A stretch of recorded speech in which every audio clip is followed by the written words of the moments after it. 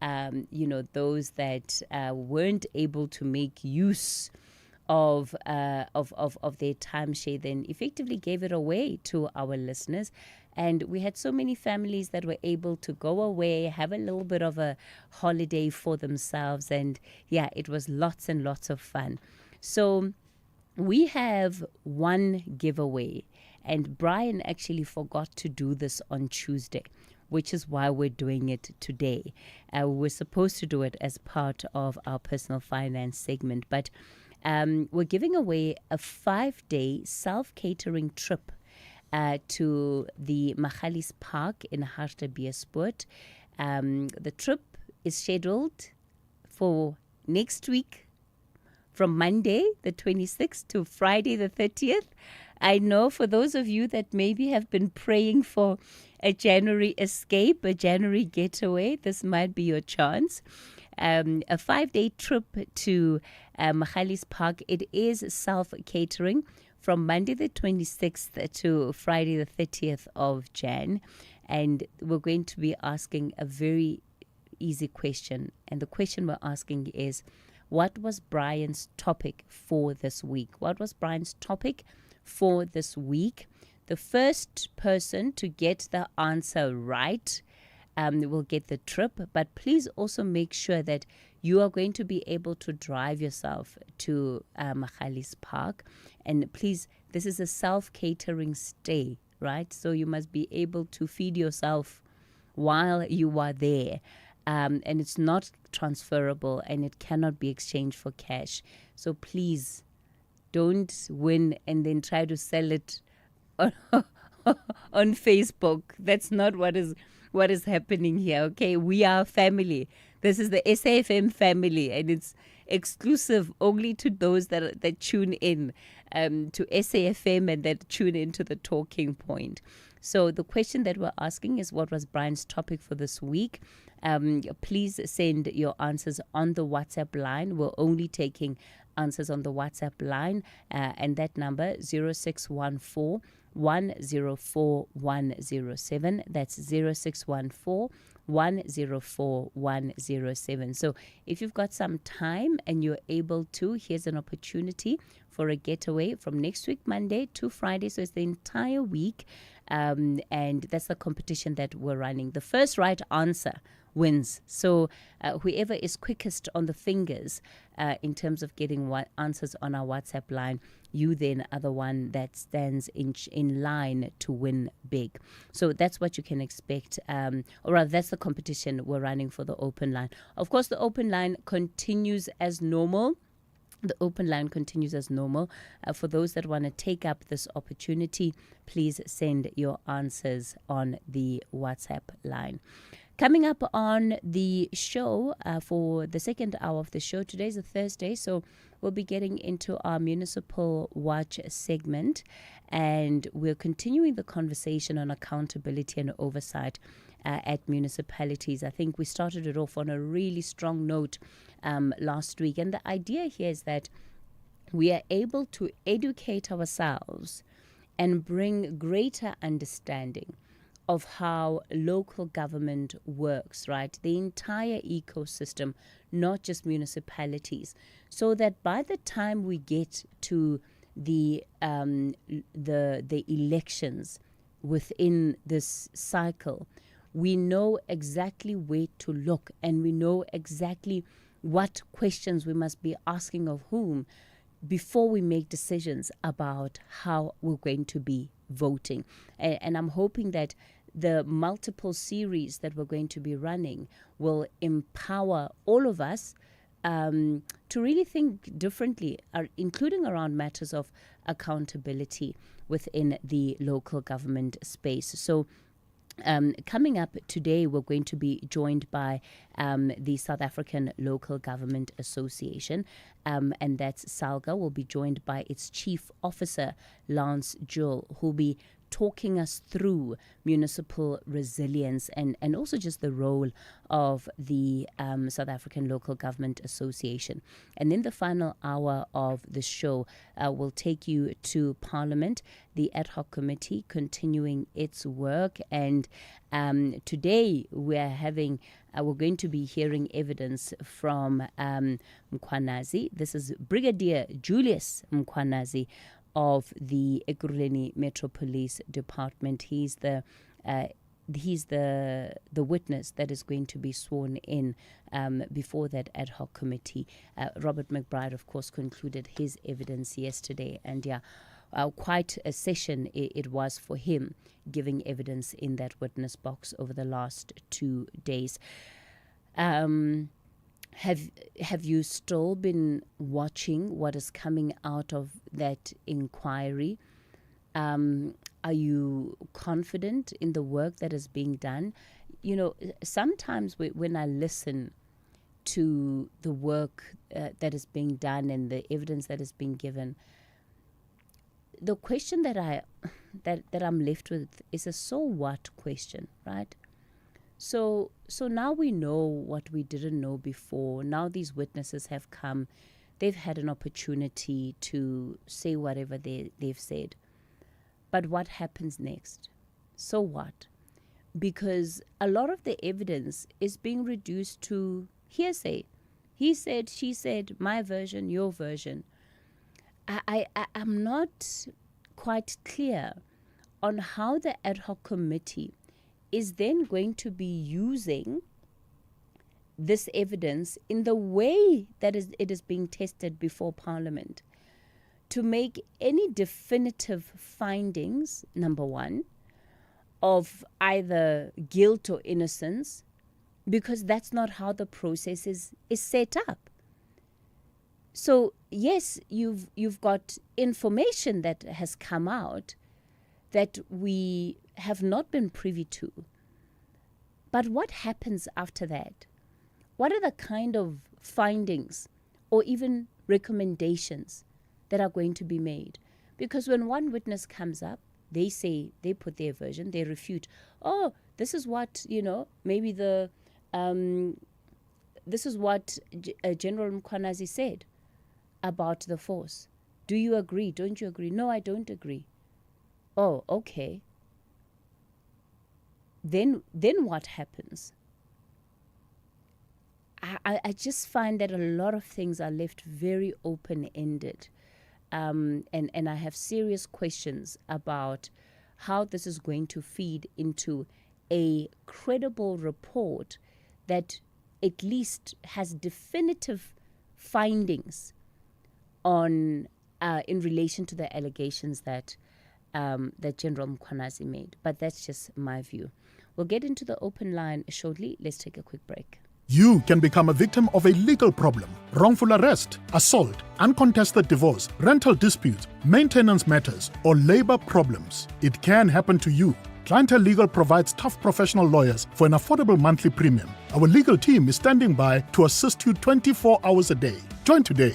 SMS SAFM to 32195. That's SAFM to 32195. Clientele General is an authorized FSP and licensed non-life insurer. T's and C's online. Standard rates apply.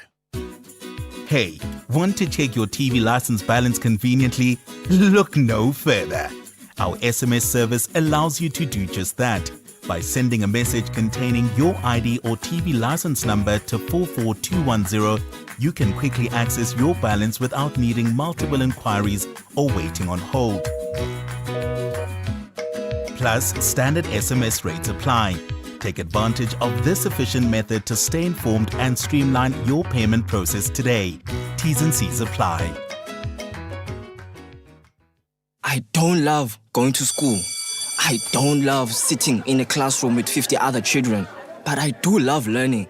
Ngiyakuthanda ukufunda isiXhosa as a language. I do love getting good grades. I do love UCT Online High School because I do love my future. Apply online before the 26th of January. Call us on 086 000 2032. All right, let's start off this morning in Cape Town. Ngonde, good morning. You actually want to talk about the ad hoc committee? Yes, Cathy Mohlahlana, good morning. How are you? Well, sir, go for it. Cathy, I'm disappointed to say the least about the quantity of all those parliamentarians, all of them. Okay? And I can't wait until Mazanga commences, because with Mazanga, him being the principal, of course, and the Balois and the Silos and the Kumalos, whatever, you just get a feeling as you are listening there that these are competent South Africans. All of them. All right? You become proud. However, whenever I listen to that act of committee, man, all I hear is pious platitude. You know, we are representing our parties. We represent South Africa. Blah, blah, blah, blah, blah. You know, they don't represent me. Okay? Now, McBride was asked, were you ever arrested? Okay? I don't want to know who asked that question. You know? And he said, yeah. What for? Drunk and driving. Blah, blah, blah, blah. And who was there with you? You know? Now, what has that got to do with the price of education? Totally irrelevant. You know? So, these guys must just probe, Cathy. They must probe so that we can know better what actually happened. All right? Because if all of them are going to boast that I was a member of DASA if I'm DA, of COSATS if it's ANC, you know, I'm grounded as a comrade. I mean, really, you know, and I was disappointed by whom I regard to be at least slightly better, Glenis Bredenbach, you know. Maybe she was trapped to the rapid hold. She went into it, you know. When that member of the AFL said Malema, you know, will be absent because on Friday, tomorrow, he's being sentenced. And we all know that he will appeal and appeal, just like his mentor, Zuma, you know, Stalingrad technique. But the point is, Cathy, Breitenbach stooped low, you know, using a race card, you know, blaming this member of the EFF, losing a race card. I mean, really, what did she expect? The race card will be used, but the substance of what they were there for, right, is to probe what McBride has got. As I close, I see he finds Lieutenant Sibusiso Mkhonazi not credible, but surprisingly, Shadrach Sibia, in his opinion, McBride, he finds him credible. I find that surprising, to say the least, you know. So, Cathy, I'm looking forward not to this clown, which will be today, Julius Mkhonazi, because when he testifies, I'm going to laugh, Cathy, and Cathy, I'm going to be overweight and I'm diabetic. Because that guy, he's a clown, you know, and I don't like clowns. I used to watch clowns when I was young in Boswell Wilkie Circus. Cathy, good morning. Okay. All right. Thanks for that contribution there. And that is from Ngonde in Cape Town. Mlenze, you in KZN. Good morning. Good morning, Mlenze. Okay, it looks like we've lost Mlenze in Cape Town. Should I try Butana? All right, Butana, we've also lost Butana on the line. Okay, so we've just lost connection with our lines. They've all dropped. So what we'll do is that we'll take a quick break, try to reconnect everything. We'll apologize for this, and we'll continue with the open line. As the nation seeks answers, SAFM brings you live, uninterrupted coverage of Parliament's Ad Hoc Committee investigating allegations made by KwaZulu-Natal Provincial Commissioner, Lieutenant General Mohlahlana. You can also stay up to date with the Judicial Commission of Inquiry into criminality, political interference, and corruption in the criminal justice system. Stay informed, stay connected. Tune in live on SAFM 104 to 107 and follow the coverage across our digital platforms live on Facebook, X, and YouTube. at SAFM Radio. SAFM, leading the conversations that move us.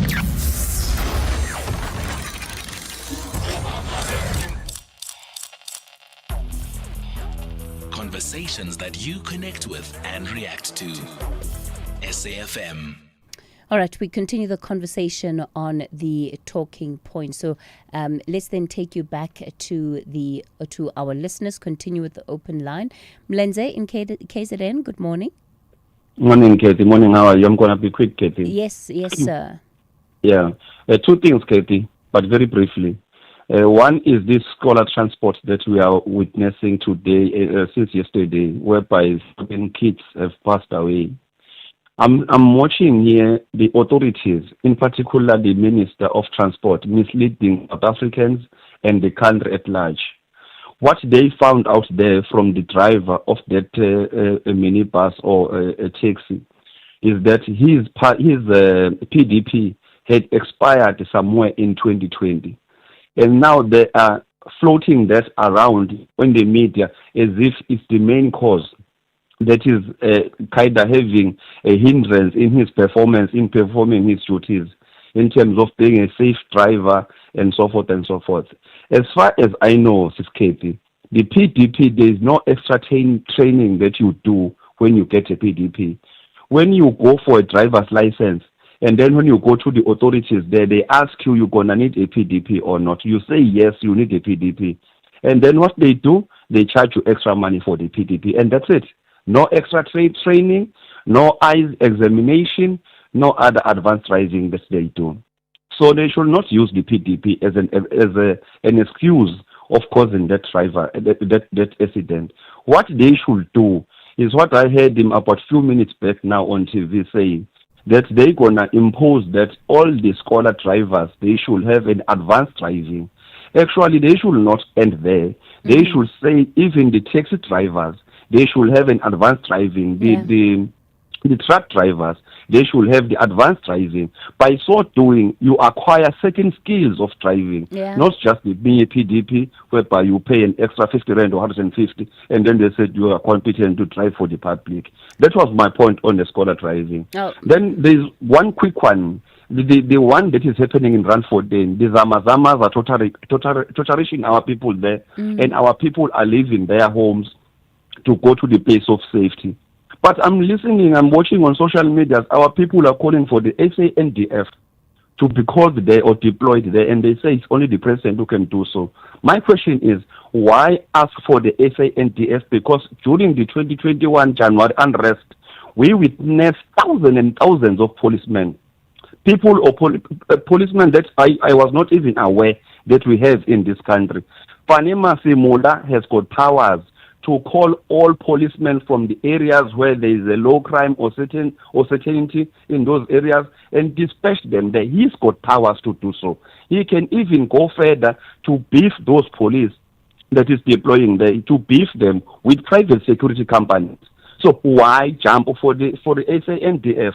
SANDF in this country, we don't have a good history with it. During the 2020 lockdown, SANDF were torturing our people there.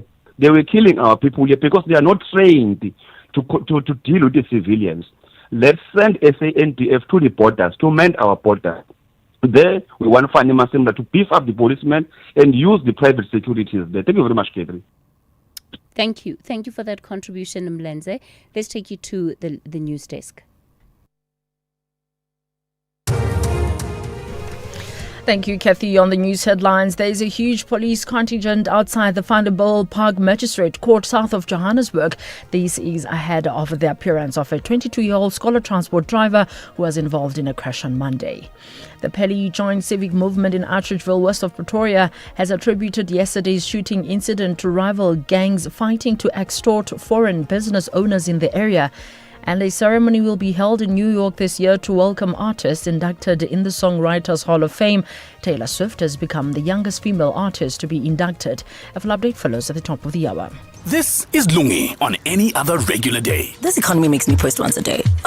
Who does that? Like, ew. Now this is Lungi getting extra with the 20 gig summer deal for just 99 Rand. I have so many gigs. I could even have a gig, guys. I'm going live every single day to me because get Extra your summer. Get 20 gigs plus 2 months free YouTube Premium and 100 Vodabucks. Exclusively on the Vodapay app. T's and C's apply. Further together. Vodacom. Welcome to it. This is season 1 of Playlist happening right here at Maloka, and believe me, it's a party. Set your reminder every Friday, 9 p.m. Playlist at Maloka is in the building.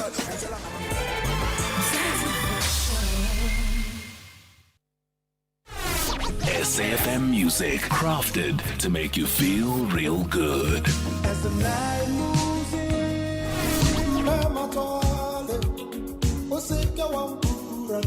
Handpicked just for your pleasure.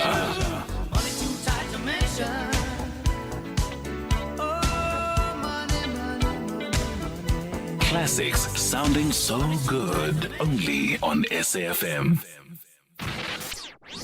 The Talking Point with Cathy Mohlahlana. Weekdays, 9 a.m. till midday.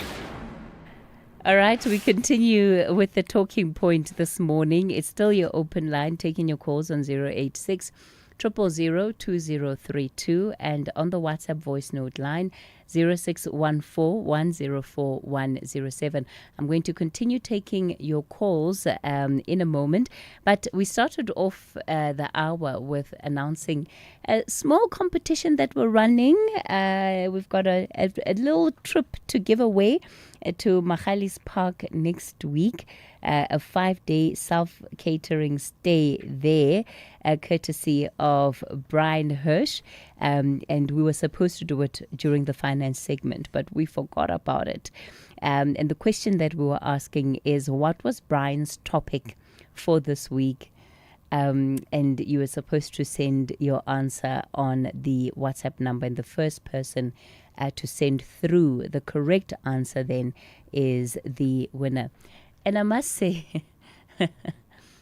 going through some of the answers that you guys sent through, we must start taking notes when we're listening to the radio, because this cannot be it.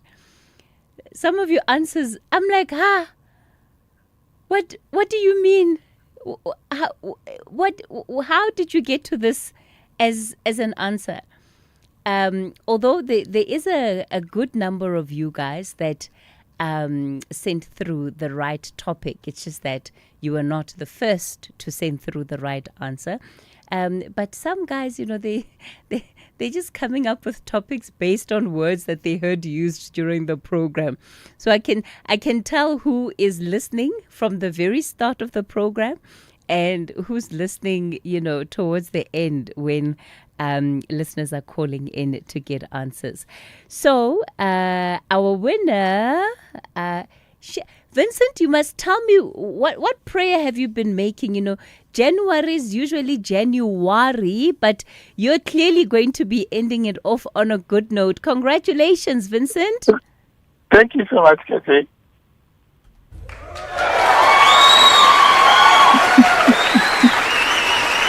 That's fine. Congratulations.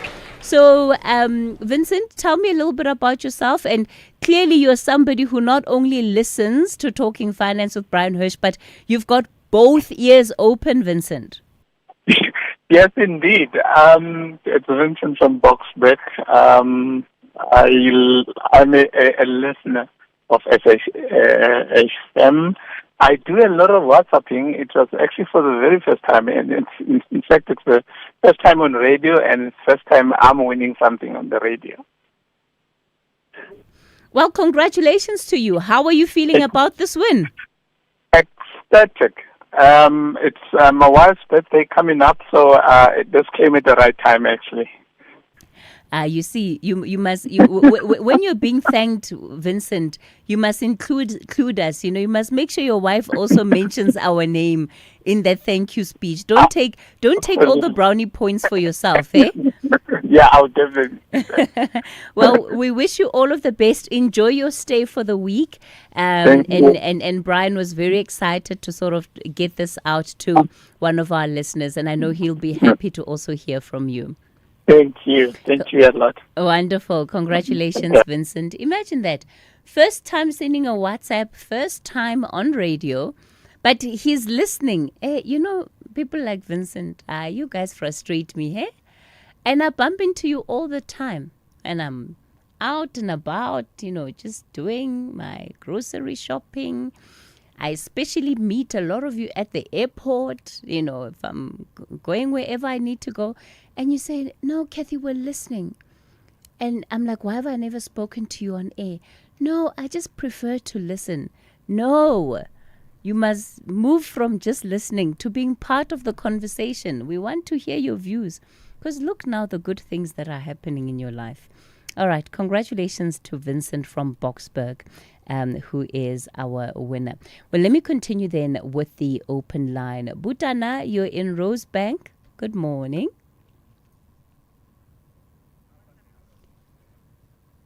All right, let me see. Butana, we're going to try and come back to you in a moment. Alba, you're in Sky City. Good morning, Alba. Morning, how are you? I'm well, thank you. Alba, you are a first-time caller on the Talking Point.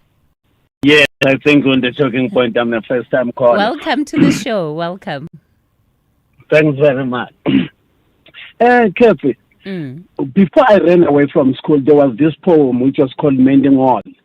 In that poem, there was these words that good fences makes good neighbors. I wish somebody can go to Parliament before the State of the Nation address and recite it for the parliamentarians. Maybe they can do something about the borders, our borders. What would you want them to do, Alba? That poem which says it's mending wall. So in that poem, there is these words, good fences makes good neighbors. Yes, I know. Yes, I know that phrase well. Yes, I wish somebody can recite that poem for them. Maybe they can take care of our borders. But the reason for my call, I wanted to talk about the behavior of our elected representative whenever there is maybe an accident like the one that happened in Vanderbijl Park. They want to go there and appear to be caring, like to go there and comfort the family. But according to me, they are the lawmakers. They're not law enforcers. So in so saying, if those MEC had called the traffic department and find out, because you might find that taxi that was transporting the kids was not even roadworthy. Now, it wasn't supposed to be on the road in the first place. So, but somebody maybe was bribed to issue a roadworthy certificate for that taxi to be on the road in the first place. Now, if the MEC had sat in his office and called the traffic department, was the taxi roadworthy? If not, who issued it? And then the person, that government official who issued that roadworthy certificate is suspended, so that maybe is fired. On the day of the funeral, then the MEC appears and says, you know what? The reason the taxi was not even supposed to be on the road in the first place. The official who issued that certificate is already fired. Then they are doing something. Then that will make other officials to think twice. If I issue a fraudulent roadworthy certificate and something bad happens, I'm going to lose my job. My family is going to be affected. But no, they just go back, offer their condolences. They just behave like neighbors to people whom they don't even know. They don't even care. Alba, it really is the difference between just reacting to situations as and when, and then using the authority that one has to bring about a more meaningful change. When the year started, we had a caller, and it's still a matter that we're looking into, who spoke about the corruption at licensing centers, and his son, who was asked just sort of the week before to pay a bribe in order to get his license. If we truly want to bring about change, those are the problems we need to be fixing. Because anything else is reactionary, right? As long as we are not safeguarding our systems and our processes against corruption, then anything else that happens is going to be after the fact. And our officials then also have to acknowledge that they have enabled it. Directly or indirectly, they have enabled it. Exactly, because even now, if you were to go to Johannesburg, right, the M10 rank in the morning, you look at some of the taxis, more than above 20 years old taxis, still transporting people. Some of them don't even have indicator lights. Some of the things, the windows are not even working. And every day there are traffic officials on the road, on the M1. You see them, but how do you allow a coffin to transport people, and then when there is an accident like that one, you act surprised? Well, I mean, what kind of elected officers do we have in this country? Let's leave it there. Thanks for your contribution, Alba. Looking forward to engaging with you more on the talking point. Butana, you're in Rosebank. Good morning. Good morning, my sister. You know, my sister, that at the committee is waste of our money. It's waste of our time. They spend time on things that you're not supposed to spend on time on. They ignore a crucial information. Like, for example, police investigating directorate, which they were instructed by the court to make sure that that thing is independent. They ignored the court order. Now they say they have to be polite. My bride must be polite. Are they polite to each other? Themselves, are they polite to each other? And you must use a polite language.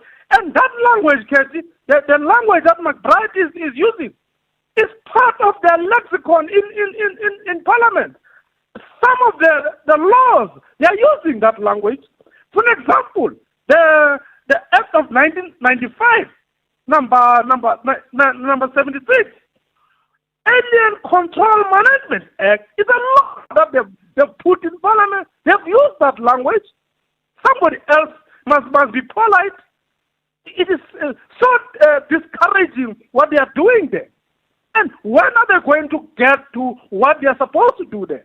You know, I just have a hope only in Madanga. That thing is a circuit. They're wasting our time. I'm so upset the manner in which they behave themselves there. They're not different to Julius Mkonas. They're not different. And you know, when we go back to their terms of reference, Butana, of course, part of their work is going to be to produce a report that they will submit to the National Assembly. And they then have to look at which of the allegations that General Mkhwanazi made were actually substantiated, partially substantiated, or not supported at all. And these, they also have to record the factual findings based on the sworn evidence that they've been receiving, you know, during this testimony. And as you're saying, Butana, on the substantive issues, right, because it's about being able to identify what have been the systemic failures in policing, in intelligence, in prosecution, in oversight. This is where I find a lot of the elements are left hanging, because by the time you're done, we still don't have an answer, and we still don't have clarity on who is telling the truth and who is lying. Exactly. They're just not happy about Robert McBride has got Sibia off the hook, and they went to the court. He want to be fired from the iPad. He won the case. They're still not happy about it because he is also countering what Mkhwanazi has said. How are you going to arrive to an objective finding if you pick side from different witnesses? It's just a second. Okay. I'm not happy about this thing. Yeah. Okay. All right, Butana. Thanks for that contribution. We'll leave it there. And I say all of these things being aware of the fact that the committee's work is not to arrive at a guilty or not guilty determination. But they will have to say very clearly, number one, what it is that they found, who failed, what must change in the system, and who must act next, who must do what next. And I just don't know. I just don't know that the way in which the line of questioning on the substantive issues directly linked to what Brigadier Mkhwanazi said, that is necessarily being followed through to its complete end. So yes, there are lots of allegations, claims, ideas, but it's sort of left hanging. It's just left hanging. It's just too broad. But that's just my take on it. Tsepo, you're in Yeoville. Good morning. Hi, Cathy. Yes, sir. Hello. Tsepo, what do you want to talk about? It's about the language issue. Yes, you were talking at the beginning of the program about the children speaking the language of their origins. Yes. Yes, I think it's possible. You just need, as parents, to be decided whether you want the children to learn your languages. Nna ke Mosotho and mofumahadi wa ka ke Xhosa. And we got married in Umtata, bana ba rona ba holetse Umtata, the first two ones. And then we came to Joburg after the independence in 1994-95. And now Umtata, our children could speak properly Sesotho because we decided that Mufumadi was aspiring to learn this Sesotho so that I really high man Fletcher. A kgone go le yena a bue le batho moo a utlwisisa bo nkgono ba bang ba tsedi Xhosa re Basotho. So we got them from the foundation. They would learn Sesotho at home together le mme wa bona, and then as they grew up, went out in the streets more buang Xhosa, they would actually learn Xhosa, and they became competent in both languages. Wow, and how Gauteng Hemona, it's a melting pot. You Sotho, Tswana, Sepedi. You don't even know what sort of like Dingata, but they are Sotho group and Nguni group, but they can really.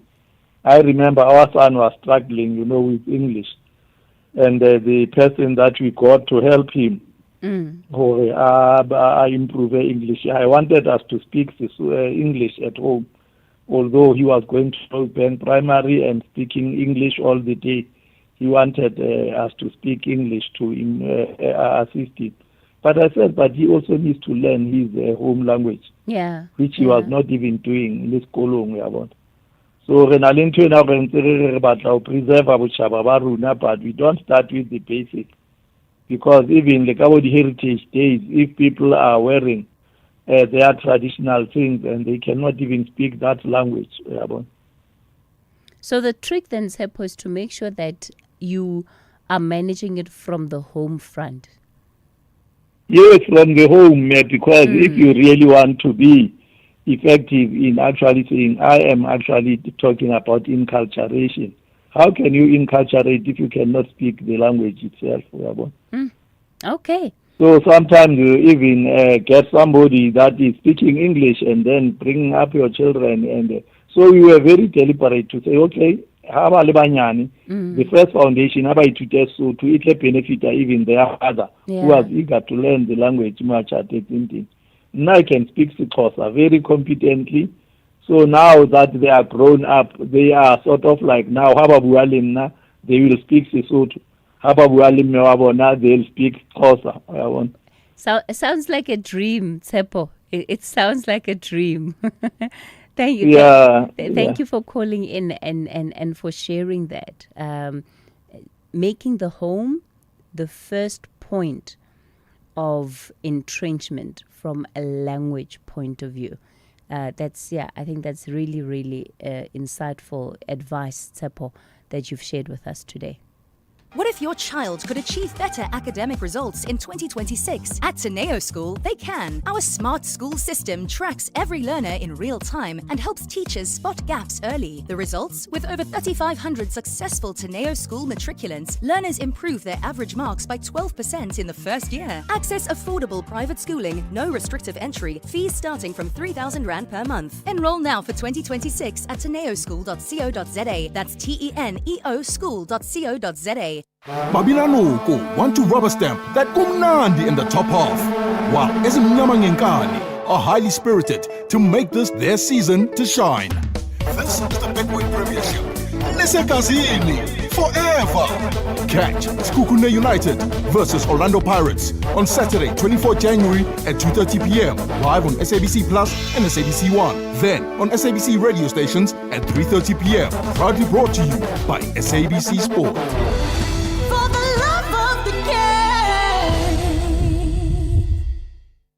This message is brought to you by Eskom, redefining for a better future. Are you running a business? Every rand counts. Save electricity and cut costs by switching off lights, computers, and aircons after hours.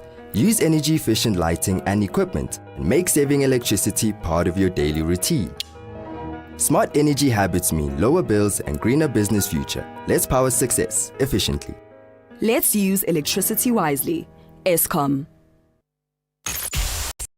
The Talking Point with Cathy Mohlahlana. Weekdays, 9 a.m. till midday. All right, you're listening to The Talking Point. Thank you all for your participation and for keeping the conversation going this morning. Let me go to Pule in the Northwest. Pule, good morning. Good morning, Oscar. Hello, guys. Rona Pule. Yes, Pule, go ahead.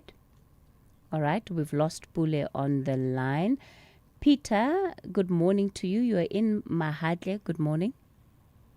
Morning, Cathy. Yes, sir. Yeah, I want to react to that caller who was talking about unroad with buses carrying children or to the school. Yes. So, in that accident of Vanderbilt Park, I think maybe the main cause there was reckless driving. I do admit that there are many unroadworthy taxis and buses carrying children. I admit. I agree there. But in this instance of Vanderbilt Park, it was a reckless driving. And I don't know why this is not ventilated. If you overtake one car, it's a risk in itself. If you overtake two cars in front of you, it's a double risk, double amount of risk or whatever. Now, if you overtake three, now that means a treble risk. So that is pure reckless driving. That is what must be ventilated. And I hope that in court, they must set an example of this driver by giving him a lengthy sentence so that the others must learn from this reckless driving. Thank you, Cathy. You know, Peter, I also think that at some level, whether as parents, guardians, and maybe even schools can be part of this conversation. It's about taking the knowledge that we have learned from other industries. So if you look at insurance and they deal with risk, right? Your risk premium as a young person in a car is much higher than it is as you get older. And there's data that has gone into that. There's research that has gone into that, the younger you are, the more likely you then are to take more risks, right?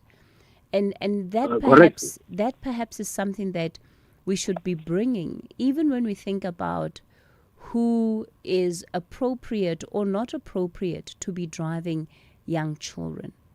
And these are the things that we must be looking at, that there's a reason why insurance companies say, well, if you're a minor not if you're a minor, but if you're a young person and you are driving this kind of car, then we are actually going to charge you a premium. Why? Because our data tells us that you're more likely to actually get into accidents than anybody else. So I think that also matters, this is a young person. He is 22. And that cannot be taken out of the picture. Yes, I agree. All right. Peter, let's leave it I there. agree. Pule in the Northwest? Oh, Oscar, thank you. I'll be very short.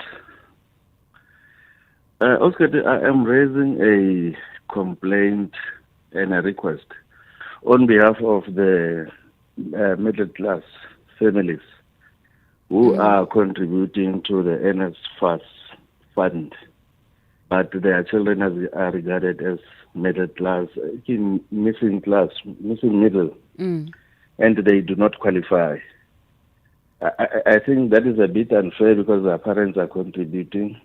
My recommendation is that the missing middle children, whose parents are contributing, must automatically qualify for NSFAS. That is my submission, okay. Pule, we had NSFAS on yesterday, and they talked about how they're approaching the missing middle issue, and that if you qualify, you don't qualify for a grant per se, but you do qualify for a loan, which in and of itself, I think really does make a difference. No? Yeah, but taking what their parents, it is they who are contributing to the fund, those cases. Even the loan really must be reviewed because of, anyway, it is the parents' money who are in the fund. Yeah, but Pule, everybody's contributing to the fund. Even the elite are contributing to the fund. So if you say everybody must just qualify, then it just opens the spectrum so wide, and it doesn't then deal with the intention, which is to ensure that those that simply cannot afford are still able to access higher education. So we can't say that, somebody whose mother or whose father work as an informal hawker, that person can be on the same grounds, can be judged on the same grounds financially as a teacher or a police officer or a nurse. Those circumstances are completely different. I understand that the minister is coming tomorrow. The minister was supposed to be coming to the show this week. We had to reschedule that interview because they postponed their media briefing.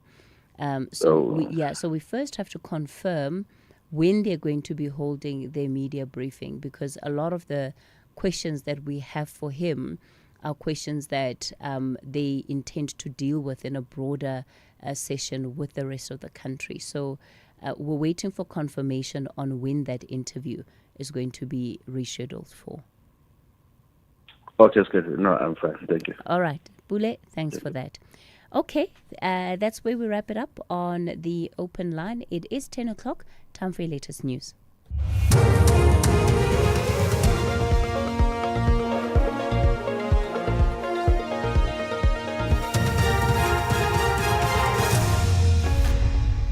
Thank you, Cathy. On the top stories, Val Scholar transport driver to appear in court soon, and Taylor Swift, youngest female artist inducted in the Songwriters Hall of Fame. For SAFM News, I'm Ondelambana, and a very good morning. There's a huge police contingent outside the Vanderbilt Park Magistrate Court south of Johannesburg. This is ahead of the appearance of a 22-year-old Scholar transport driver who was involved in a crash on Monday. Gauteng police have confirmed that 2 more learners involved in the crash have succumbed to injuries. This puts the death toll at 14. Tabiso Khadebe reports. The 22-year-old driver is facing 14 charges of culpable homicide and reckless and negligent driving. Police are expected to add more charges after it was established that he does not have a public driving permit. The 2 learners who succumbed to their injuries in hospital had been admitted on Monday along with the driver after the accident. The driver was arrested after being discharged from hospital. Two learners and the driver of their scholar transport minibus managed to escape unharmed after the vehicle in which they were travelling caught fire. The incident occurred this morning in Vosloorus, east of Johannesburg. The incident happened this morning. Ekurhuleni Emergency Services spokesperson William Tladi. Scholar transport vehicle, a Kumbi, burnt to ashes in Vosloorus Extension 7 this morning. Two people aged 10 and 6 managed to survive without injuries, inclusive of the driver. The City of Ekurhuleni Disaster and Emergency Management Services firefighters received the call at 6 this morning, and on arrival, the Kumbi was already engulfed in flames. EFF leader Julius Malema will be back in the East London Magistrate Court in the Eastern Cape tomorrow for pre-sentencing. This follows his conviction of discharging a firearm during the EFF's 5th anniversary celebrations in the Sisa Dugache Stadium in Mdantsane in 2018.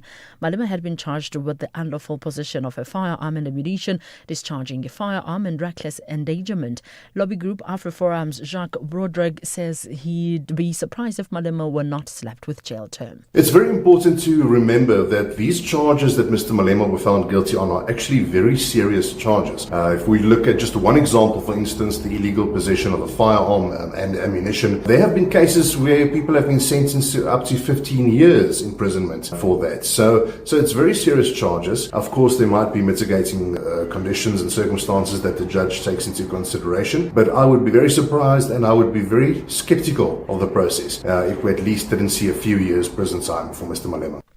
The Peli Joint Civic Movement in Atteridgeville, west of Pretoria, has attributed yesterday's shooting incident to rival gangs fighting to extort foreign business owners in the area. 5 men, including 3 foreign nationals, were shot dead outside a tuck shop in Jeffsville. The other 2 victims have not been identified yet. Police are searching for the suspects behind the shooting. The movement's leader, Elias Mahwadi, has attributed the increase in crime to the large number of informal settlements. We are infiltrated by people who are not from South Africa, people who are undocumented. That is why we encounter this. And these rival gangs, they are extorting these guys because they know that these guys, they are not from South Africa. These guys, they occupy this township economy. But we are saying as community leaders and Atteridgeville as a whole, let us stand up to ensure that our township is safe. A ceremony will be held in New York this year to welcome artists inducted in the Songwriters Hall of Fame. Taylor Swift has become the youngest female artist to be inducted. The 36-year-old U.S. singer is one of the best-selling music artists of all time. Swift has nearly 70 songs credited to her. The BBC's Andrew Ochieng has more. We were both young when I first saw you. Love Story is among the biggest hits which Taylor Swift has solo writing credits for, but the singer has had some input in all her most successful tracks. She is listed as co-writer in more than 250 of her songs, and she has also written for other musicians. She is among 9 songwriters in the class of 2026, which also includes the Canadian Alanis Morissette. The organizers said the songwriters have profoundly impacted the lives of billions of listeners worldwide. They will be welcomed into the prestigious club during a private ceremony in New York in June. Recapping the top story, there's a huge police contingent outside the Vanderbilt Park Magistrate Court south of Johannesburg. This is ahead of the appearance of a 22-year-old Skoda transport driver who was involved in a crash on Monday. I am Ondelambana for SAFM News headlines at 10:30. The citizens want to collect 3 points to emphasize that 2026 is their year. Matthias Nunes delivers. Haaland's header! Wonderful cross. Superb header. 41st minute, Haaland's first chance. The visitors, Wolves, plan to reveal a big strategy to shock Sir Guardiola's side. Mane comes back in field, tries to strike from distance. Tolo! Tolo! Tolo! Oh my word! That is sensational! This is the Premier League. Catch Manchester City versus Wolverhampton Wanderers on Saturday, 24 January at 4:30 p.m. Live on SABC Plus and SABC 3. Proudly brought to you by SABC Sport. For the love of the game. Dumelang Absheni Lochani Mzansi, igama lam nguZanele, untomdodwa uzinhluzelza. But you can simply call me uZanele Mthombeni. I am your new host, Khona yi Ekaslami, the TV show that profiles some of your absolute faves, celebrities. I'm talking when actor, musician, bona, politician, benekant zonke bonke zikhona, and we take them to Ekasi and find out who exactly they were before all the glitz, glam, lights, cameras, and action. Ekaslami, Tuesday at 6 on SABC 1. Mzansi for sure.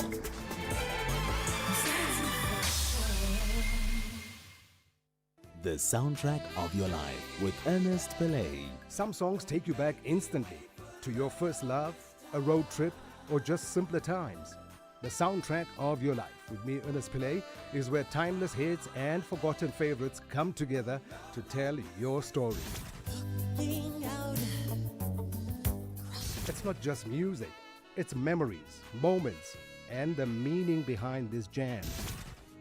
Don't you change someone by night. Rediscover the songs that shaped your journey. Tune in to The Soundtrack of Your Life with me, Ernest Pillay, Saturdays and Sundays, 1 to 4 p.m., only on SAFM 104 to 107 nationwide. Standing on his own. Here, there, and everywhere. SAFM 106.1 FM in Durban North.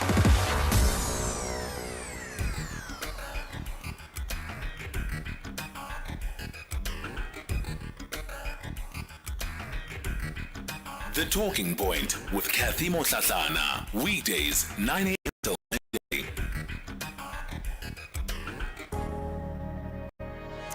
It's 8 after 10 o'clock. Welcome to the second hour of the show. It is a Thursday, so we'll be getting into your favorite municipal watch. I don't use that term loosely. I know it's your favorite because the numbers also tell us it's your favorite. It's the most podcasted segment that you listen to.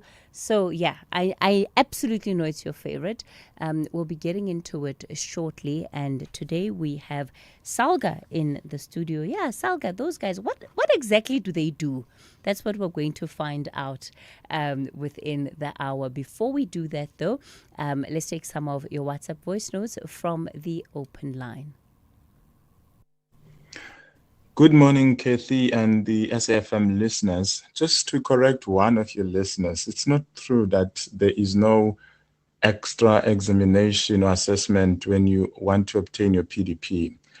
You would have your license, but when you apply for the PDP, firstly, they want a doctor's note. You must provide a doctor's note that proves that you are healthy as a person. And also you would go for an eye test, just like you would do with the license. And it expires in every 2 years, not like the license. I just did mine recently doing the Bolt business. So each and every 2 years, you need to go and renew your PDP, unlike the license that it takes about 5 years. And you will go through the examination process. Hi, Cathy and the SFM listeners. Cathy, at this point, it's not so much about what's coming out there, it's what damage it's doing to the party in control now. The ANC is being crippled badly. The people's eyes are being opened now, so that is the most important part. Whether it's something heavy comes out or not, we don't know, but I think at least the president is going to be forced and backed in a corner, because at the end of the day, when the stuff comes to conclusion, it's going to be just before the election, so then there's going to be a lot of pressure. So as long as it cripples the ANC, I'm all for it. Hi, morning SAFM and the listeners. Cathy, what do we expect, from our parliament, those that are so-called the lawmakers? If you still have a person in parliament just because people loves him or he can talk too much, no education. Education is very much important. What do you expect from people who doesn't even have grade 12 that are in parliament just because they are elected? We need to change it from there. Even our police, these grade 12 things. It's not going to work for us. Hi, this is Cathy. Beautiful morning, Kwenamo. This is Cathy. Make popcorns. Tell Kaya there to prepare popcorns for you and sit back and relax. You're gonna watch a comedy show today with that guy Mkwanazi. You can imagine if he was doing it in that professional setup of Matanga Commission. What's gonna happen with the MPs? I can't wait. But Saskiti, in a serious note, please take a look at one of your days at the corporate world. What most companies, private companies, are doing today, they are hiring foreign nationals in the name of agents. So they are retrenching South Africans and they're bringing in foreign national as agent for the same job that doesn't even need special qualification or anything. Thank you. Dumela, this is Cathy. This is Cathy. You are speaking about the topic that is close to my heart. I've always insisted that a child who can speak more than one language, that child is intelligent. Mine, they speak Sepedi fluently, and then they speak English fluently. So what happened is that at school they speak English, but at home, they speak Sepedi. In fact, they are speaking a dialect called Setokwa. They speak it fluently. So when they are at home for holidays, there's no problem to conversing to the elderly. So I'm saying used to because I'm no longer staying with them, but yes, that's how we've made it. Let's all in Island. SAFM values your views. Be an active citizen. Cathy Mohlahlana is streaming live now on Facebook, YouTube, and X at SAFM Radio. Municipal Watch, bringing your local issues on the national agenda. SAFM, leading the conversations that move us. All right, welcome to Municipal Watch for this week. And as I said, we're beginning the year by really grounding ourselves in as far as trying to understand local government in all of its complexities. I think it's very easy for us to often reduce local government to municipalities, whereas there's a whole ecosystem of different stakeholders that are feeding into what ultimately we experience as roads being kept or being unkept, trees being cut, whatever your issue might be that you are seeing and feeling in your community. So joining us for the conversation this week, and we're staying on our theme of accountability and oversight, is Lance Jewell. He's the Chief Officer, IGR and Municipal Resilience at the South African Local Government Association. Lance, good morning to you. Thank you so much for joining us and for coming to studio. Well, Cathy, it's certainly a pleasure to be here. Good morning to yourself, as well as the SAFM listeners. We're excited that we're having conversations about municipalities, especially in the year of elections. At least we're hoping for the elections at the end of this year. So let's continue to raise awareness about local government and the role that it plays in addressing the concerns, the issues of communities. So, Lance, one of the things that we're really also hoping to do is to bring awareness to the point where we as the electorate are very clear on the points and the mechanisms of accountability that should be happening, right, at local government level, but also understanding what is available to us that we can trigger. Because one often gets the sense that when it comes to local government, a lot of us just throw our hands up in the air, there's absolutely nothing I can do. And yet, when we look at how the system has been structured, it very much is supposed to include our voices. It very much is supposed to include our say. But perhaps there is not a full understanding of how we can be and should be participating in the system to fully make meaning of our presence and our participation. Well, I agree with you, Cathy, and maybe we should start right at the beginning. Government, in its definition, is really a system to manage the affairs of communities. So those that operate within government, whether at the political level or at an administrative level, the employees themselves, have a responsibility at all times to ensure that they core to their concerns are the interest of communities, ordinary people on the ground. And that's the purpose of government. Is to address the and manage issues related to communities. Local government is right at the core, as we would say, at the coalface level of communities, because elected leaders from across municipalities come from those communities. A ward councillor who should be living in his ward is elected by those people that he walks amongst people that he relates with on a daily basis, and is there to address their concerns and their needs. So I thought, quite interestingly, your program last week covered quite extensively the system of local government itself, the different structures that you have, and yes, there are many mechanisms that could be used by ordinary people to raise their concerns within municipalities. And across those different mechanisms, ultimately, there's a responsibility, whether at a political level, through the municipal council, or at an administrative level, through a municipal manager. There should be a response to the issues so raised by communities, to an extent where they have exhausted the issues, whether there is agreement or disagreement on the outcome. But at least there should have been a resolution or non-resolution of the matter through it being considered in its fullest.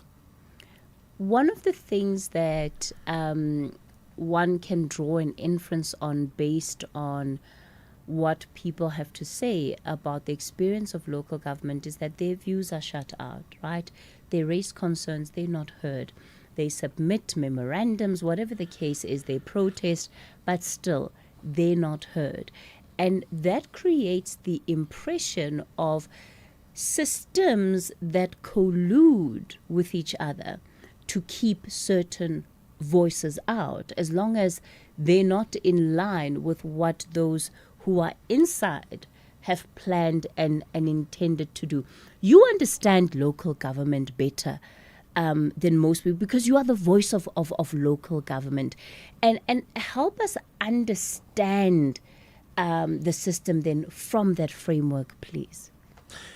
Well, Cathy, it's a very broad question that you are asking, but let's make an attempt to look at it this way. You have made mention of whether it's a memorandum or, as we would call it, a petition. Yeah. The Constitution says that a municipality must have a mechanism to manage its internal affairs.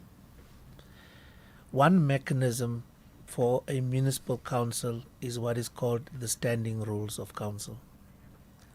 So that's essentially a rule book that defines how the affairs of council, the municipal council, and its committees are managed. If not in all municipalities, in most municipalities, the standing rules has a chapter that deals with petitions and the management of petitions. So upon receipt, these are the processes that must unfold in addressing the issues that have been raised, and it also provides for a feedback mechanism. So the rules themselves, so the standing rules, you can go into the City of Johannesburg's website, pull the standing rules, and look at how it addresses petitions. So It will it's be defined. entrenched, it's built into the Clearly, system. It's clearly defined. So it's not, we're not making it up. So it is, so once as an example, an executive mayor accepts a petition, there's a defined process that must be followed. It is not a, let's make it up, okay, let me take it to my office and think about what I can address or not address. No, there is a process that is defined within which that petition must be dealt with, which would also allow feedback back to the writers of the petition. So you would find, and quite often that's why I say local government is very complex. We are over-regulated.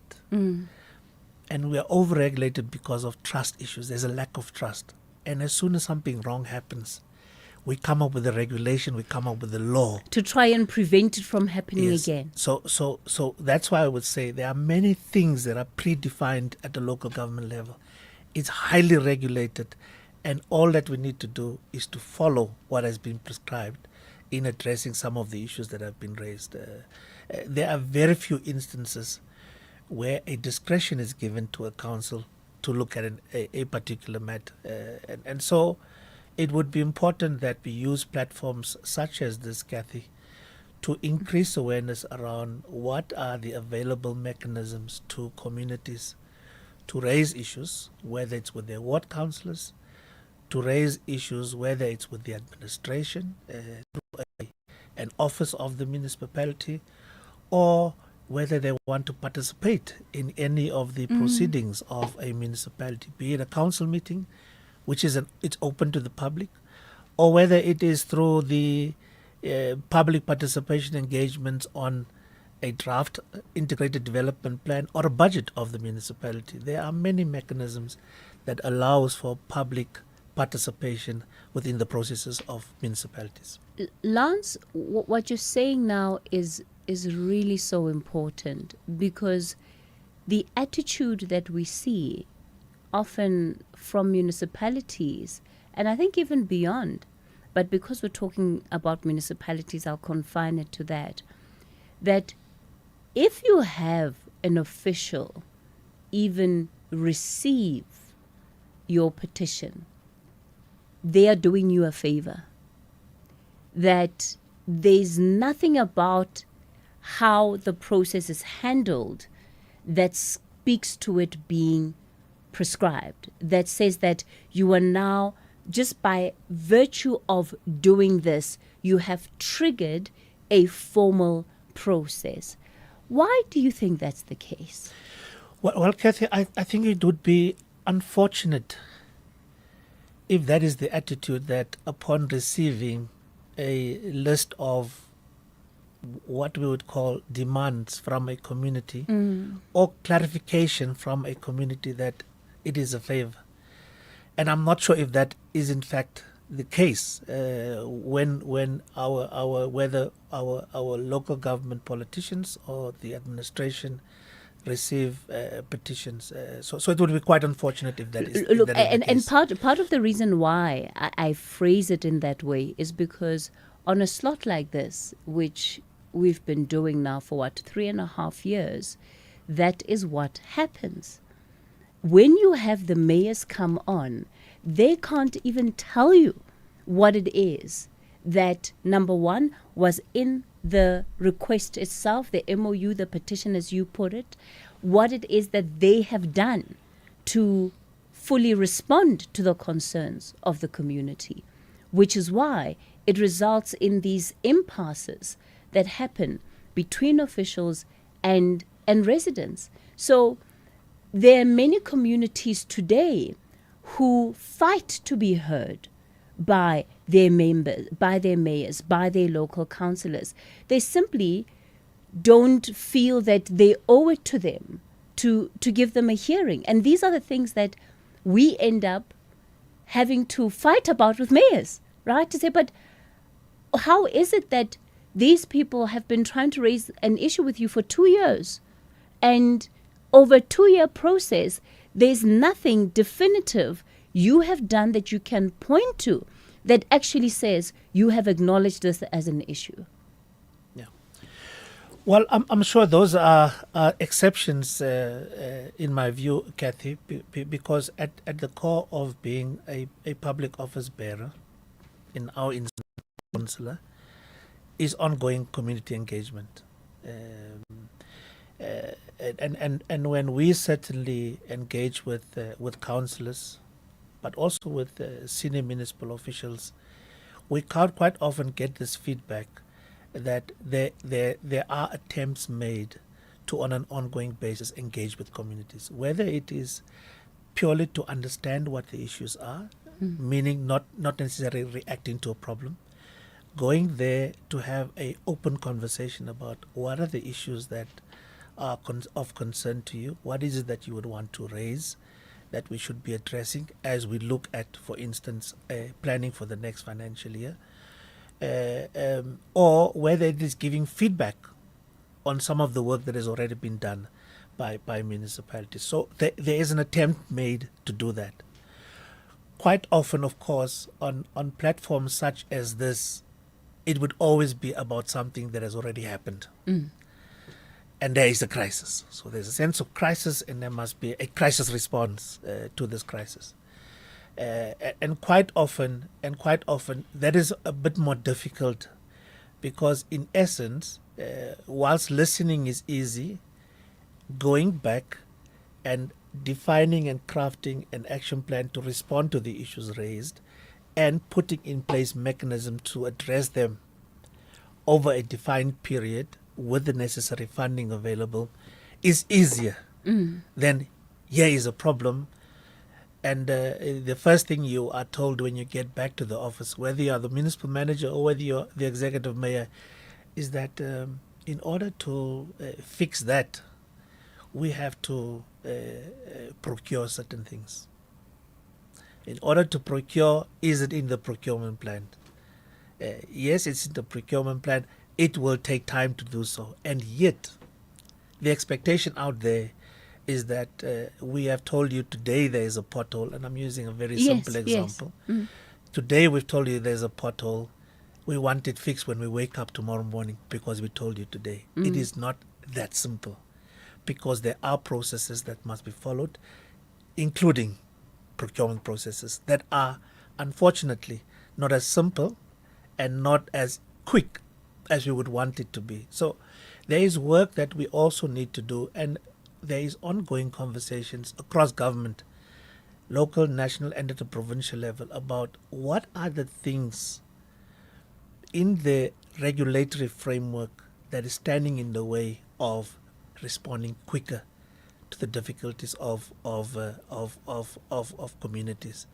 And quite often the issue that stands up most is the issue around procurement and being able to respond quickly in light of the procurement processes that are to be followed. Okay, we're going to continue the conversation with Lance. I also want him to help us understand the role of SALGA in this accountability and oversight theme that we are staying with this week. For now, it's 10:30. Let me take you over to the news desk. Thank you, Cathy. On the news headlines, more than 60 Scholar transport vehicles have been impounded in an operation that Transport Minister Barbara Chrissy is leading in Lenasia, south of Johannesburg. 2 drivers have also been arrested for overloading. Meanwhile, there's a huge police contingent outside the Vanderbilt Park Magistrate Court south of Johannesburg. This is ahead of the appearance of a 22-year-old Scholar transport driver who was involved in Monday's crash. And 2 learners and the driver of their Scholar transport minibus managed to escape unharmed after the vehicle in which they were traveling caught fire. The incident occurred this morning in Vosloorus, east of Johannesburg. A full update follows at the top of the hour. Taking a look at your markets this morning, the rand is currently trading at 16 rand 27 to the dollar. 21 Rand 83 to the pound and 19 Rand 02 to the euro. Markets in Asia were mixed at the closing bell. The JCE mainly higher during mid-morning trade. Markets in Europe are trading weaker. Gold trading at $4,832 this morning. Platinum $2,467 per ounce, and the price of Brent crude oil is at $64.91 a barrel. The thirst for maximum points has kicked in.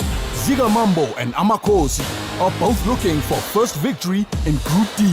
This is the bottom of the table contest of the CAF Confederation Cup. Witness the Southern African Derby, Zesco United clashes with Kaizer Chiefs on Sunday, 25 January at 2:30 p.m. live on SABC Plus and SABC 1. Then on SABC radio stations at 3 p.m. Proudly brought to you by SABC Sport. For the love of the game.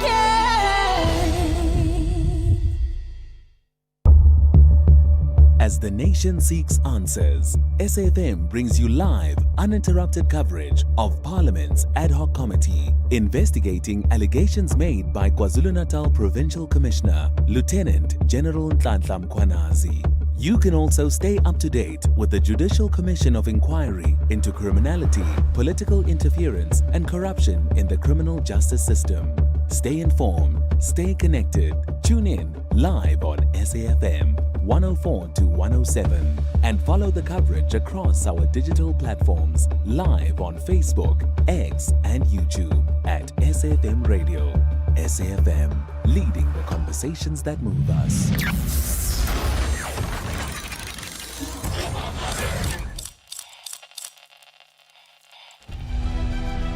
Municipal Watch, bringing your local issues on the national agenda. SAFM, leading the conversations that move us. All right, we continue with Municipal Watch this morning. We're talking accountability and oversight in municipalities. Lance Jewell, Chief Officer IGR and Municipal Resilience at the South African Local Government Association, is our guest. And of course, I will be taking your calls, your contributions to this conversation. The number to use for that, our studio line, 086 000 2032. That's 086 000 2032. And on the WhatsApp voice note line, 0614 104 107. So, Lance, I want us to speak about the role of SALGA, especially in as far as... Actually, let's just talk about the role of SALGA more broadly. I don't want to make assumptions that everybody that is tuned in understands what it is that you do. Well, Cathy, the South African Local Government Association, in a summary form, is a representative voice of local government. Meaning that we have 257 municipalities across the country. All of them are members of SALGA. And we also have in each of the provinces provincial associations. So we have a footprint at a provincial level in each of the 9 provinces, and then we have a footprint at a national level. And as I said, at the core of our mandate is to represent the interest of municipalities, whether it's in the IGR system. When I say the IGR system, the intergovernmental system, where we interface with national government, where we interface with local, with provincial government. So SALGA, for instance, represents the interest of municipalities in the legislature, in the National Council of Provinces. We have 10 seats in the National Council of Provinces, so we participate in Parliament. We also have membership to the Presidential Coordinating Council, so at a national level, led by the President of the Republic. That structure, we have a seat there, and then also across each of the provinces, as premiers convene meetings with mayors, as a premiers coordinating forum, we also have a seat there to raise the issues that are raised by municipalities to us. So it is representing the interests of municipalities. But in addition to that, municipalities have also asked us, can you assist us on providing support and advice on a range of matters that impacts local government? Can you assist us in creating platforms for us to share knowledge and experiences amongst ourselves? Thirdly, can you be our employer body? So essentially, we represent all of the employers, meaning all 257 municipalities as employers in the employer body structure, the bargaining structure called the South African Local Government Bargaining Council. So representing their interest at the level of bargaining. And then they've also asked us, Salga, can you assist us to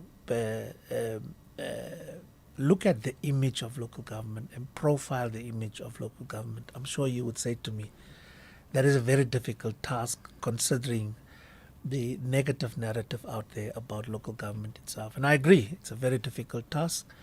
But I also, in the same breath, would want to say that there are many good things that are happening in the local government space that not sufficiently enough is being said about. And it is not that 257 municipalities are collapsing. Because this morning, despite everything else, I could bath coming here. I did coming here, bath. I could drive here and at least, except one, all of the traffic lights were working. So there's electricity that is flowing in the city. So there are many good things that are happening that we are not appreciating. We focus on the negative, and of course the negative attracts. And we also accept that there are weaknesses within the local government system, but we are hard at work to try and address those. So those are the key things that we are asked by members to assist them on. And then there's legislation that also creates obligations on us. And key amongst that is a very big obligation placed on us. And that comes from the structures says that, Salga, you must create solutions for the problems of local government. And the problems are many. And there's an expectation that we ought to be part of the solution to those problems. So that's in the main who we are as a representative voice of local government. In then being able to have this voice, and I mean, as you're speaking and unpacking the different spheres of government and the different bodies on which you sit, it just gives a very clear picture of just how much influence SALGA as a body has. Where does accountability and oversight feature? Because in many respects then, you are speaking on behalf of these municipalities. And so to what are the parameters that exist within what you do, and what don't you do? So in the context of where our conversation started, you say, well, people have issues, this is where they need to go. The council, their standing rules, it prescribes how they need to be dealing with matters. But now, if that is not happening, to what extent do you get involved? Well, the as a starting point, let me start with the part, where does it feature? So as SALGA, we are just in the last one, we are approaching the last year of our 5-year plan, which is almost linked to the term of office of local government. And the issue of accountability, which we have extended to also include consequence management, because accountability is one, dealing with the problem is something else. And in our view, there must be consequences that must flow when there is wrongdoing. So those we have coupled together in our strategic plan, and so it has been a sustained focus of the organization and will be in the foreseeable future. And for us, accountability, including oversight, starts at source. I liked your show last week because you really unpacked the structures that exist within a municipal space to extract accountability, whether it is the committees of council. Perhaps not enough was said about it, but at the core of oversight in the municipality is the council itself as a collective, all of the councillors together. But on an ongoing basis, there are what we call Section 79 committees. It's committees established in terms of Section 79 of the Municipal Structures Act. And it's committees composing of councillors themselves. And core to their responsibility is to oversee the executive on a daily basis. So we don't wait for a council meeting. In between council meetings, these committees are to ensure that they oversee what is being done from an executive point of view. They are able to raise concerns almost immediately and ask for those concerns to be addressed. And if they are not addressed, they could escalate it to a council level. So within municipalities themselves, there's already existing mechanisms to ensure that the executive is accountable, but also councillors generally are accountable. The same would apply to ward committees. And in the main, ward councillors, in the main, ward councillors are accountable to their wards. They're not accountable to the municipal council. They were elected directly by voters in that particular ward, and there is an obligation on them to, on an ongoing basis, account to those communities about the ongoing developments within council as it affects them. So I'm saying again, for us, accountability starts at source, whether it's in a ward, whether it's in the municipal council itself through the Section 79 committees, and if that does not work, there is an authority given to the provincial legislatures to also extract accountability, but of course taking into account what has already happened within the municipality. Likewise, from a national point of view, national parliament itself also has that authority, but it must take into account the oversight that has already taken place within the municipality, the oversight that has already been done by provincial legislatures, in then wanting to extract further accountability. So there is accountability within the system throughout that already exists, and all we are asking for is that let's ensure that we do see through and follow through on those mechanisms before we come in, so that we don't just launch ourselves into a municipality without understanding what the issues are and how they have been addressed. So you, of course, would then also be aware of how pervasive part of the dissatisfaction with the delivery at local government is. When you try and understand it in the context of all of these frameworks that exist, right, that your members are part of executing, what have you understood to be the problem? Well, Cathy, it's a very loaded question. Because the response is across a number of areas. So if you are saying, what are we seeing as the key difficulties within municipalities in the local government space?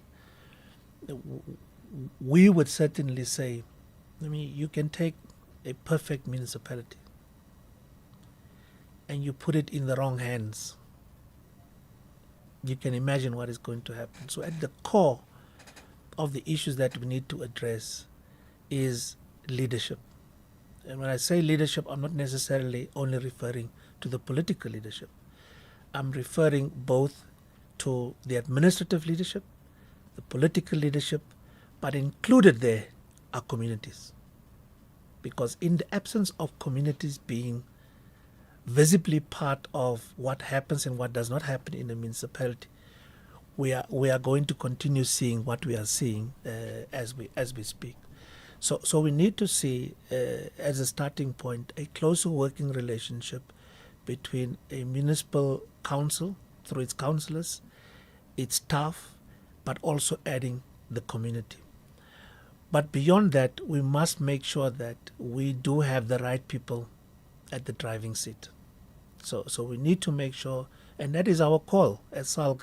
It will continue to be our call, and in this year we will be more emphatic about it, is that we are calling on municipal councils where they are responsible for appointing a municipal manager and where they are responsible for appointing senior managers.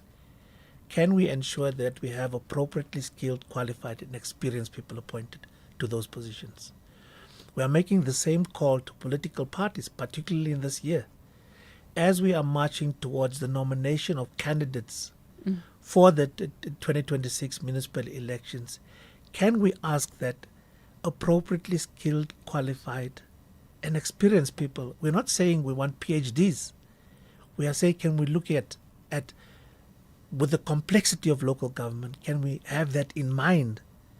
And can we have in mind what the role and responsibilities of councillors are, including those that are elected as mayors, speakers, and whips of council and members of mayoral committee or executive committee? Can we get the appropriately skilled people into those positions? Because once we do that, we are at an advantage. I had failed to mention earlier, Cathy, one of our other mandates is to develop the capacity of both the political arm and administrative arm, officials and councillors in municipalities. So it assists us. As we are developing this capacity, at least we are dealing with people that have a necessary understanding of the space that we operate in, and it becomes easier to develop that capacity. I've just spoken of, as I said, your question is loaded, and I've spent so much time already just dealing with the people at the driving seat. That for us is the critical part. Then there are many other things that should be resolved. Municipalities are struggling financially, absolutely struggling financially. You would have picked up towards the end of last year that there's a lot of noise made about 316 billion rand owed by communities, by government, by business to municipalities, and the impact it has on the financial sustainability of municipalities, such that municipalities are cash constrained to an extent that they're unable to service their debt. And the most critical debt is payments to pension funds, payments to medical aid on behalf of their employees, because there's no cash to do so. They are unable to pay over to SARS what is due to SARS. They are having difficulties, the biggest problem, always in the media, paying ESCOM for bulk, paying water boards for bulk. This was bulk electricity and bulk water. So the inability of government, households and community and business to pay what is due to municipalities impact on its ability to sustain itself. Yeah. And we can go on the infrastructure concerns that we have as an organization, service deliveries concerns that we have. So it's a basket of things that needs to be addressed. And to be honest, Lance, I think each of those things would on their own be a segment of Municipal Watch, because they're quite extensive, right? And I find it sometimes so unfortunate, because there's such a credibility issue on the first point you touched on, which is leadership, that often the conversation around the financial sustainability of municipalities is not given the kind of attention it needs to be given. Because the minute you say municipalities are not working, people say, yeah, well, that's because people are eating all the money. Some municipalities are doing that, but certainly even if those municipalities were not mismanaging funds, there would still be a financial sustainability issue that municipalities are facing, especially municipalities that are your more rural municipalities and that don't sit with, when it comes to the grading, that are not sitting at the level of your metropolitan municipalities. And that's a serious conversation that we need to have. But what we're going to do, I'm looking at the time, we're going to take a quick break. We also have some callers on. I did say that we're just laying the foundation. So we are going to be having more of these conversations that deal with these issues. So please don't get impatient with us. We're going to take a quick break, and I'm back with your calls. Babinanuko want to rubber stamp that kumnandi in the top half, while Ezimnyama Ngenkani are highly spirited to make this their season to shine. This is the Betway Premiership. Lesekazini forever. Catch Skukune United versus Orlando Pirates on Saturday, 24 January at 2:30 p.m. live on SABC Plus and SABC One. Then on SABC radio stations at 3:30 p.m. Proudly brought to you by SABC Sport. For the love of the game. You are listening to The Full Circle, a space where generations come together in conversation that seek to spark curiosity, inspire innovation, and feed the curious mind. For arts, culture, and robust conversations, join me every weekday between 1 and 3 p.m. on The Full Circle with Bridget Masinga as we explore the stories, lessons, and conversations that guide us back to self. across South Africa, online and on radio. SAFM, let's talk. Municipal Watch, bringing your local issues on the national agenda. SAFM, leading the conversations that move us.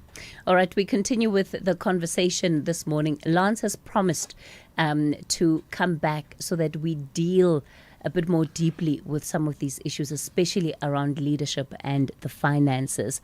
Derek here in Cape Town, good morning.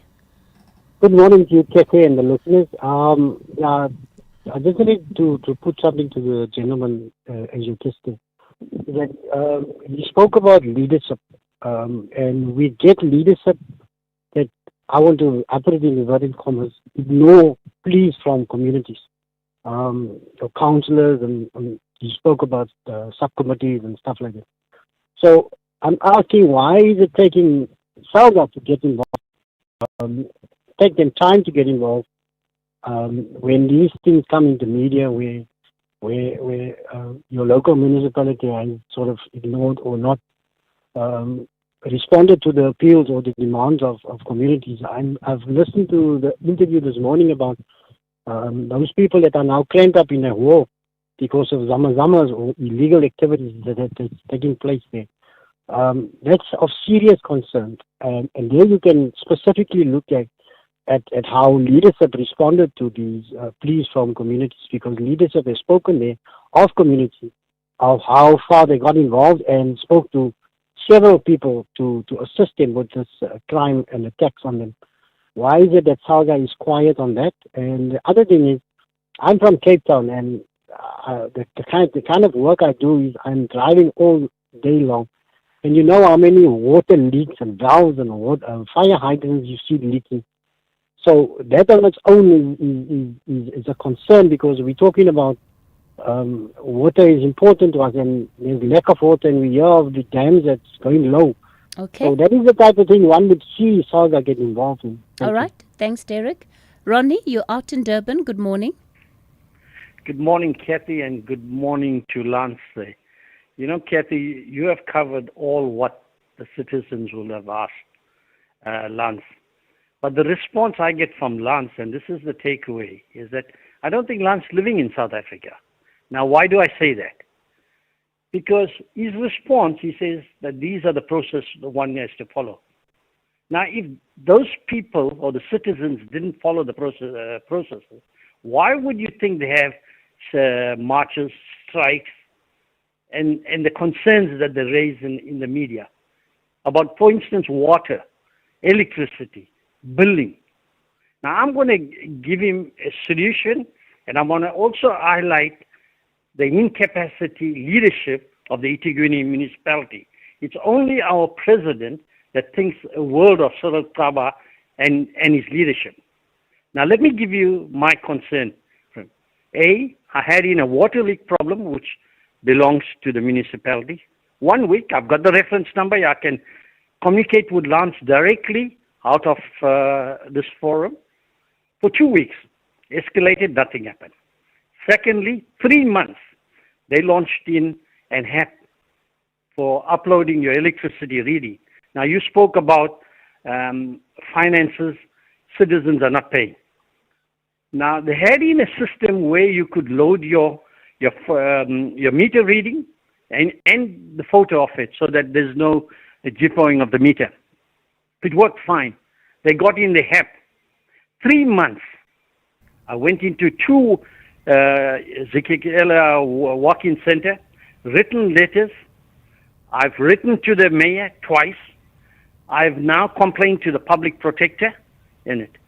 That is leadership in it. I can show Lance the communication. Now he talks about one other aspect which I just made a note of. In order to fix plans, we need a plan and a process in place. Now, what process do one need when they've been employed to answer the phone? Do you need to teach a person to answer the phone, to acknowledge emails?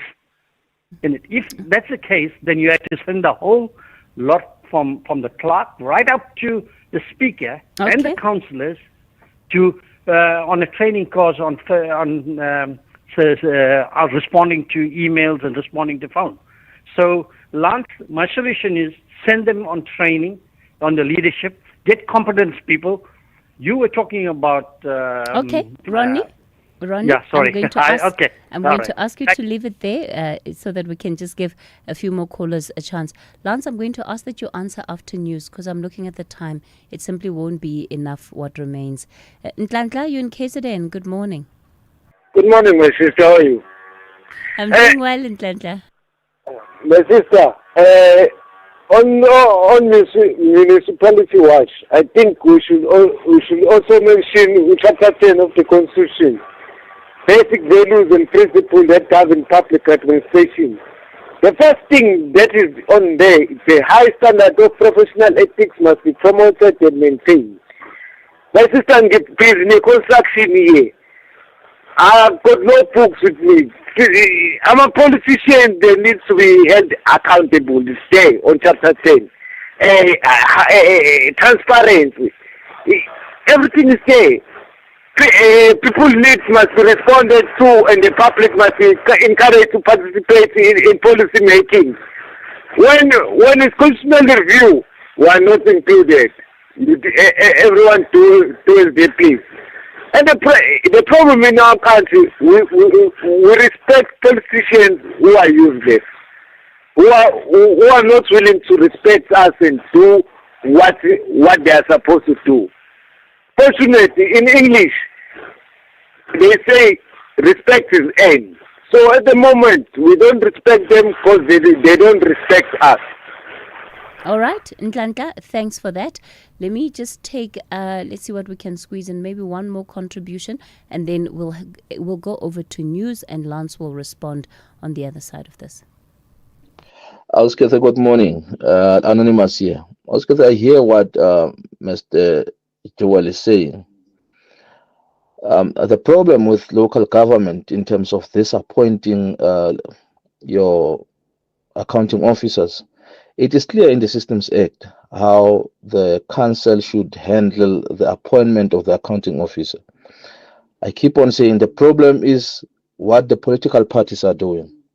These deployment committees are forcing their own cadres to occupy the strategic positions within the municipality.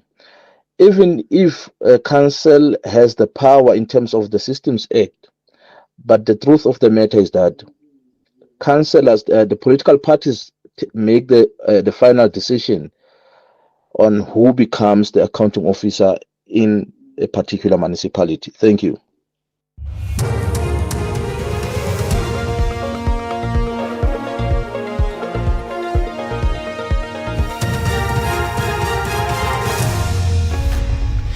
Thank you, Cathy. On the top stories, Val Scholar transport driver now faces 14 counts of murder and several people missing after a landslide in New Zealand. For SAFM News, I am Onde Lambana and a very good morning. The Scholar Transport driver who crashed into a truck on Monday is now facing 14 counts of murder, 3 of attempted murder, driving without a valid permit and operating an unlicensed vehicle. Police have confirmed that the death toll has risen to 14 after 2 more learners succumbed to injuries. The drivers appearing in the Vanderbilt Park Magistrate Court south of Johannesburg. Thabiso Khadebe reports. Dudu's appearance comes after the taxi he was traveling in collided with a truck, killing 11 school children. He was previously charged with reckless and negligent driving and culpable homicide. 2 other learners died this morning in hospital. Thabiso Khadebe, SABC News, Vanderbilt Park Magistrate Court. Meanwhile, more than 60 Scholar Transport vehicles have been impounded in an operation that Transport Minister Barbara Creecy is leading in Lenasia, south of Johannesburg. 2 drivers have also been arrested for overloading. The operation follows the crash involving a Scholar Transport vehicle in Vanderbilt Park on Monday. These Scholar Transport drivers are calling on government to fast-track the process of obtaining specialized permits. So because I don't have money to buy, I want to have a taxi. What we're asking them, subsidize us, help us out, meet us halfway. Because unemployment, it's a problem in this country. We're trying to feed our children also. It's a problem. So the government must intervene and help us. They did tell us about the vehicle, the PDP license and everything and overloads. Yes, we have been taught advising according to it. But now today when they come and then now they are telling us what the permit, which we are still working on them. 2 learners and the driver of their Scholar Transport minibus managed to escape unharmed after the vehicle in which they were travelling caught fire. The incident occurred this morning in Vosloorus, east of Johannesburg. The incident happened east of Johannesburg this morning. Ekurhuleni Emergency Services spokesperson William Tladi. Scholar Transport vehicle, a Kombi, burnt to ashes in Vosloorus Extension 7 this morning. 2 people aged 10 and 6 managed to survive without injuries, inclusive of the driver.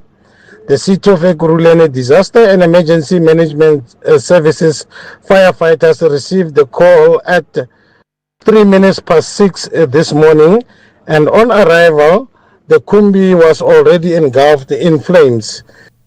The Patriotic Alliance has won both wards that were being contested in by-elections in George in the Western Cape. Raphael Hoyman won in Ward 17 in Conville, while Marshall Kleinhans won in Ward 27 in Pakelstorp. Both are former DA wards. The DA, PA, ANC and the Truth and Solidarity Movement contested both wards. The outcome is not likely affecting the current George Council after the DA renewed its coalition with the FF Plus and brought 4 of its councillors on board. Together, the DA, the FF Plus and ACDP now hold 30 out of 55 council seats. Various political parties hold other seats. The by-elections were called after the 3 DA councillors resigned in October and November last year and joined the PA. Another by-election will take place next month. Several people, including children, are missing after a landslide struck a campsite on the North Island of New Zealand following heavy rain. The landslip hit camper vans, vehicles and tents. The BBC's Katie Watson has more. The incident took place around 9:30 in the morning with hundreds of families at the Mount Maunganui Beach Holiday Park. It's a very popular area. It's about 3 hours south of Auckland on the eastern coast of the North Island. And of course, it's peak holiday season in New Zealand right now. So the rescuers say there are several people unaccounted for. It's in the single digits. They said it's still very much a rescue operation. They're prepared to work throughout the night trying to find those who are unaccounted for. Recapping the top story, the Scholar Transport driver who crashed into a truck on Monday is now facing 14 counts of murder, 3 of attempted murder, driving without a valid permit and operating an unlicensed vehicle. I am Onde Lambana for SAFM News Headlines at 11:30 with Kulufelo Defu. The thirst for maximum points has kicked in. Ziga Mambo and Amakosi are both looking for first victory in Group D. This is the bottom of the table contest of the CAF Confederation Cup. Witness the Southern African Derby. Zesco United clashes with Kaizer Chiefs on Sunday, 25 January at 2:30 p.m. live on SABC Plus and SABC 1. Then on SABC radio stations at 3 p.m. Proudly brought to you by SABC Sport. For the love of the game.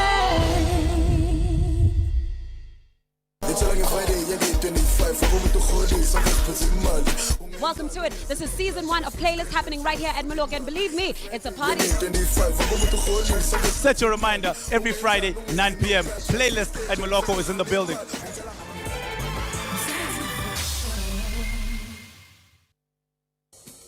As we celebrate 90 years of existence, SAFM takes you back to the voices that shaped a nation. Now leave the SABC and see the tower block lit up, 27 stories of light. Move from Auckland Park into the shadow of the Hillbrow Post Office Tower.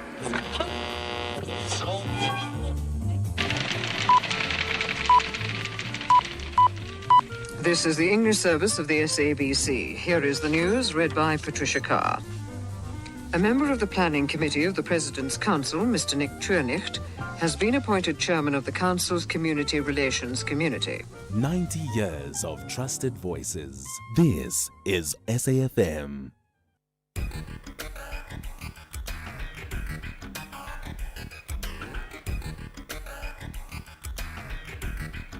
The Talking Point with Cathy Mohlahlana. Weekdays, 9 a.m. till midday.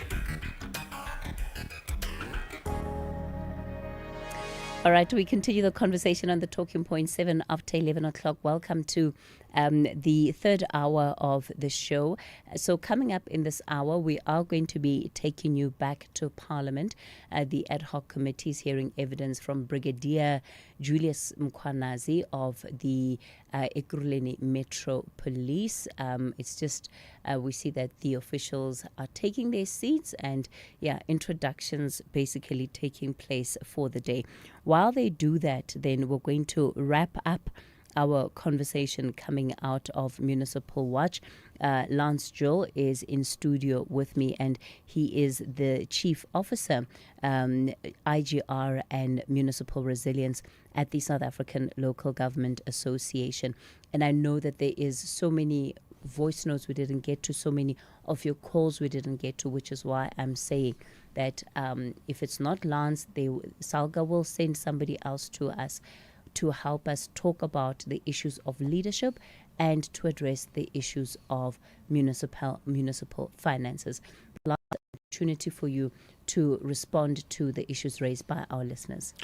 Well, thanks, Cathy, and really appreciating the calls that came through. And in summary, there are 3 issues that are being raised. Derek and Ronnie are raising very similar issues, and it's around service delivery and the municipal response to issues that have been raised by communities. We've extensively covered that in our interview. We as SALGA have also raised the concern, the response time to issues of communities, and we will continue to raise those concerns. But at the core of it, there should not be a community member wondering what is happening. At the core of it is communication, because once you are made aware of how far your matter is being dealt with, you can sit back and then say, okay, I'll wait for another day or another 2, or if the indication is going to take longer, I will then wait. But in the absence of communication, there's always going to be that expectation that this matter is not being addressed, it is not being taken serious, and many other related issues. I thought the second issue, big issue, which is being raised by Nhlanhla, could be linked to the issue raised by both Ronnie and Derek, and that is, I think Nhlanhla just came short of calling it the Batupeda principles. We have seen in many instances, of course, all of us are exposed to the public service. We go to a home affairs or any other public building where we require services, and we can see how the staff are behaving. And it's an area that I think the Department of Public Service and Administration is doing much about, to draw attention to the weaknesses around the behavior of the staff complement of the state, including at the local government level. But for us, we see it as an area that links to professionalizing not only local government, but the government system. When we talk professionalizing local government, we certainly, at the core of it, is having competent people that act ethically, that are accountable, and are capable. But also people that would want to, on an ongoing basis, capacitate themselves as individuals, as groups, etc. But it's speaking to professionalizing local government. The last point I thought that Anonymous is raising is something that is known. It's commonly raised within the local government space, but I don't think it is limited to local government. I think the appointment of politically linked people has always been a concern.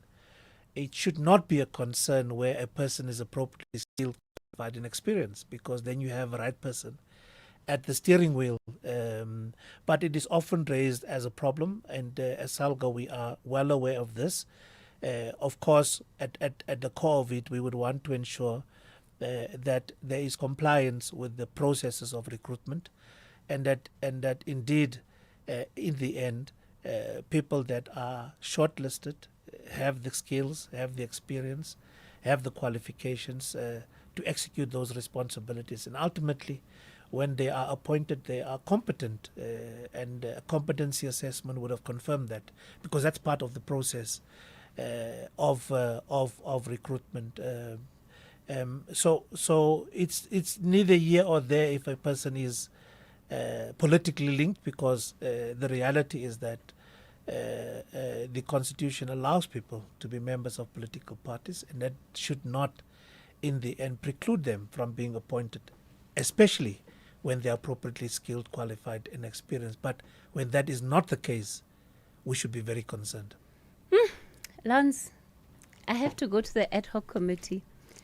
Just on that point, I have so much to say. Just on that point alone. But unfortunately, we're completely out of time. Thank you so much for coming to studio.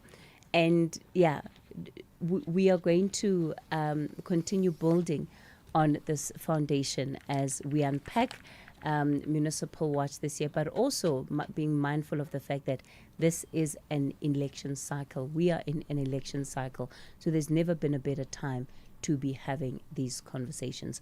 On that note, let's take you then to the SAPS Ad Hoc Committee.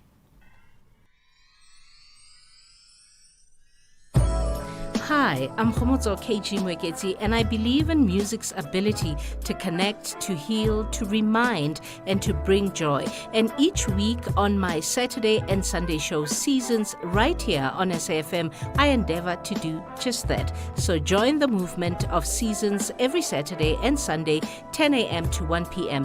It's addictive. You might invite a friend. Seasons, only on SAFM 104 to 107 nationwide, with me, KG Mweketi.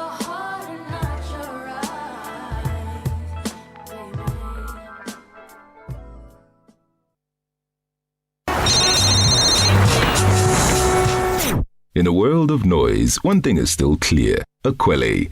Introducing the new, still-flavored range from Akwele. Lemon mint, mango passion fruit, blueberry raspberry, peach apricot. Still made from Akwele's 100% natural spring water. Delicious, high in vitamins, low in kilojoules, and still full of joy.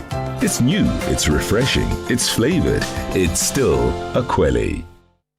The citizens want to collect 3 points to emphasize that 2026 is their year. Matthias Nunes delivers. Haaland's header! Wonderful cross. Superb header.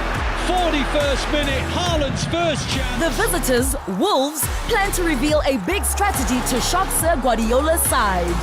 Mane comes back in field. Tries to strike from distance. Tolo! Tolo! Tolo! Oh my word! That is sensational! This is the Premier League. Catch Manchester City versus Wolverhampton Wanderers on Saturday, 24 January at 4:30 p.m. Live on SABC Plus and SABC 3. Proudly brought to you by SABC Sport. For the love of the game. At Dis-Chem. Get ready to start the year strong with bigger savings and better rewards. Swipe your Better Rewards card to save a massive 165 Rand on Pampers Premium Care Nappies. Now just 424 Rand 79. And get a massive 30% off Johnson's Baby Wipes. Look out for the Better Rewards icon to get an extra 10% off on Better Rewards brands. Offers valid from Tuesday 13 January to Sunday 15 February. Only at Dis-Chem. Better health starts here.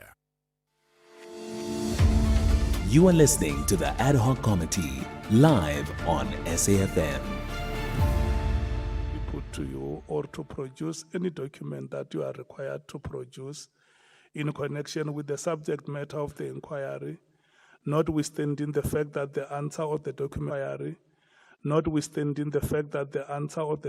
could incriminate you or expose you to criminal or civil proceedings or damages. Commissioner Mkhwanazi, you are, however, protected in that evidence given under oath or affirmation before a House or a Committee of Parliament may not be used against you in any court or place outside Parliament, except in criminal proceedings concerning a charge of perjury or a charge relating to the evidence or documents required in these proceedings. Furthermore, please be aware that in terms of Section 17, subsection 2 of the Powers, Privileges and Immunities of Parliament and Provincial Legislatures Act, a person who willfully furnishes a House or a Committee of Parliament with information or makes a statement before it which is false or misleading, commits an offense and is liable to a fine or to imprisonment for a period not exceeding 2 years. Lastly, you are required to take an oath or affirm that the evidence you are about to give is truthful. Which one do you elect, an oath or an affirmation? Oath, Chair. You have elected to take an oath. You shall follow me as I dictate.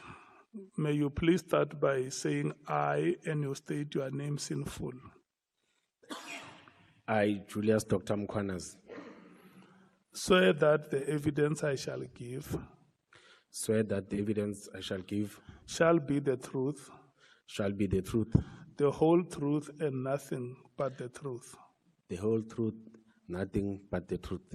And so help me God. In so help me God. Thank you so much, Commissioner. We are done with that part. We are now going to hand over to Kabazela.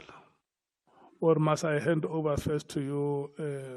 We hand over to Kabazela. I can see the legal team is speaking in one voice. This is very, very encouraging. It is a practice. It's a convention, consecrated convention in this proceedings that the legal team, the MKP, the DA, the ANC, every time these parties speak, they speak in one voice.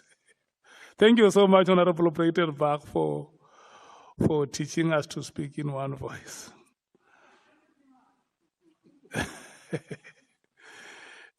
Advocate Bongiwe Mkhize and Commissioner Mkhwanazi, I want to take this opportunity and wish you good luck in the presentation of evidence before this ad hoc committee. May we please run until 13 hours. Thank you very much, Chair. Good morning, Commissioner Mkhwanazi. Morning, Advocate Mkhize. Commissioner Mkhwanazi, in front of you is a statement that has your name at the top. And if you go to the last page of that statement, which is contained at page 22,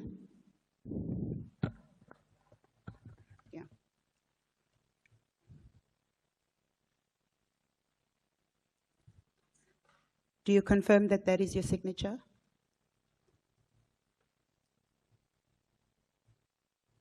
Yes, Advocate, I do confirm.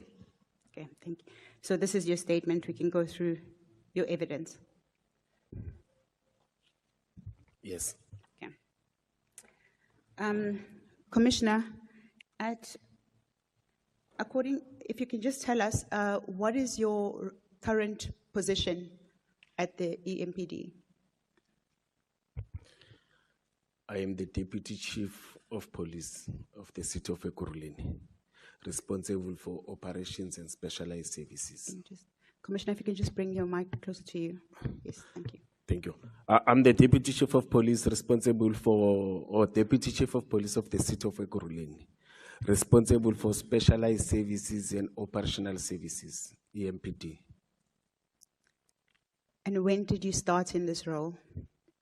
On the 1st of December, 2023.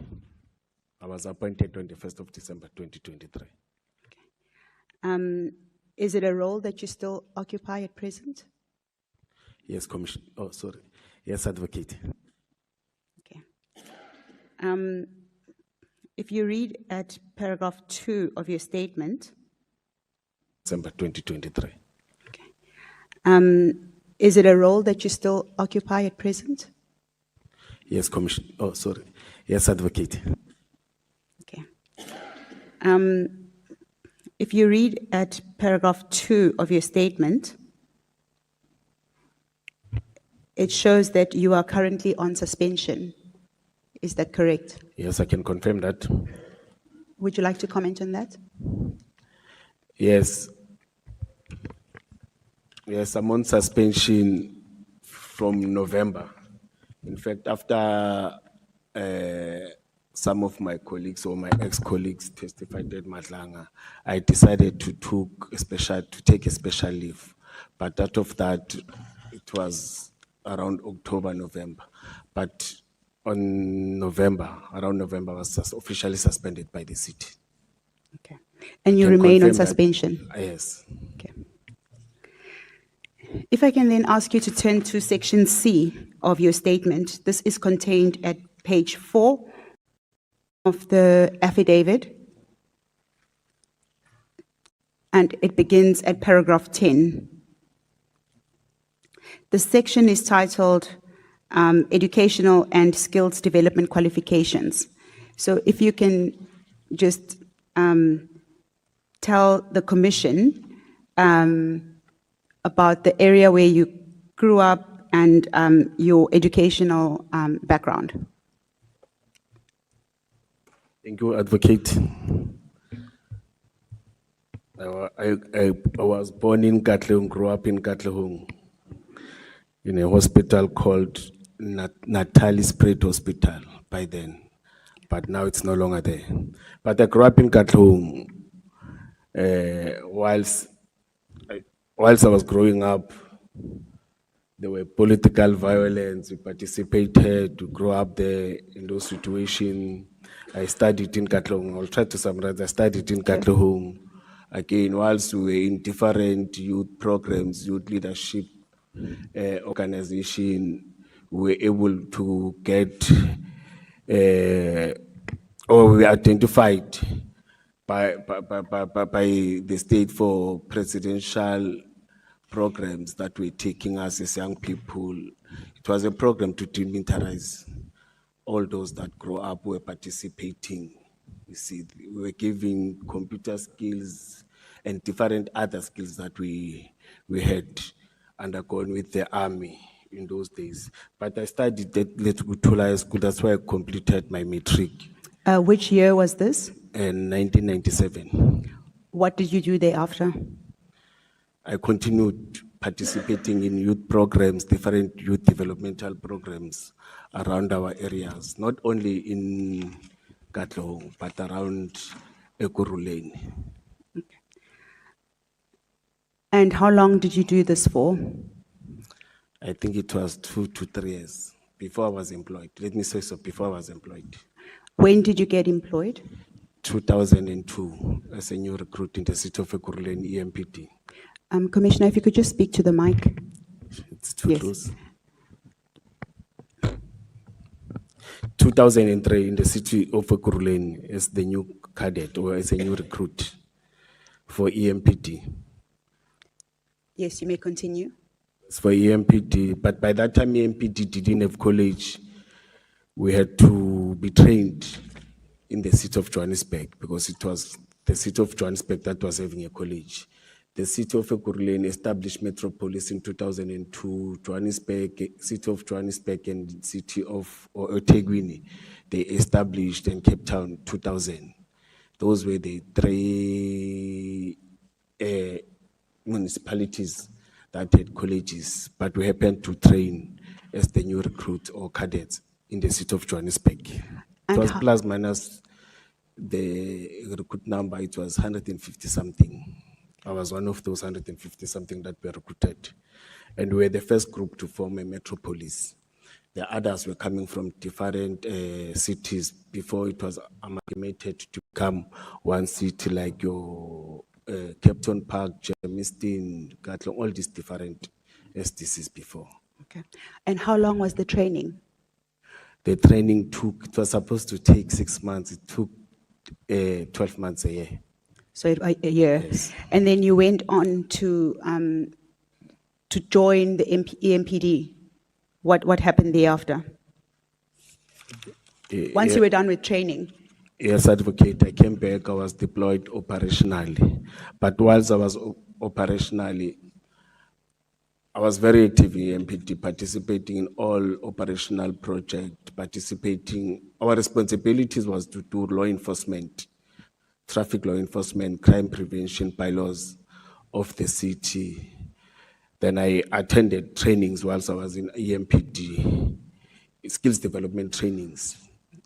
For example, 2002, after academy, let me say so, I was one of those who attended the military leadership life skill course here in Cape Town at Saldanha Bay in 2003.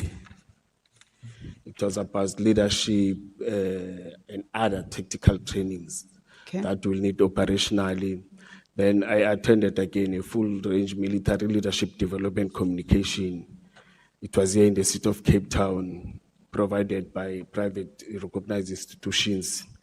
Another training in specialized police weapons or provided by a private security company working with Ekurhuleni, interrogation with FBI. It was about training us in terms of interviewing, identifying of a suspect, again, utilization of different types of weapons whilst operationally.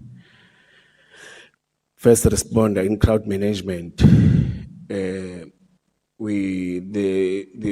country had to move from crowd control to crowd management. Remember, before it was crowd control, we used different types of firearms, different types of rounds, to a crowd control where we were taught how to deal with crowd in a better way, how to manage crowd, because it is constitutional for each and every South African to organize a march, to protest and everything. Ours is to make sure that we run those or manage those crowds very well. The first responder on that. Then I attended the close protection, VIP protection course. I'm one of those close protectors that are well trained in an institution. I attended that course. Yeah. I see that you attended a number of courses. They're actually listed here at paragraph 12, page 5 of your statement. And the list is quite impressive on the number of courses that you've actually attended. At paragraph 13, you show that you've furthered your studies. Can you take us through that? Yes, academically, I did the postgraduate in public management. Again, I did masters in public management. It's different from the skills development. Now it's the academical one. And where did you obtain your diploma and your masters? Regenesis Business School, but I also attended some courses with Wits and University of Western Cape. But I obtained my master's with Regenesis Business School.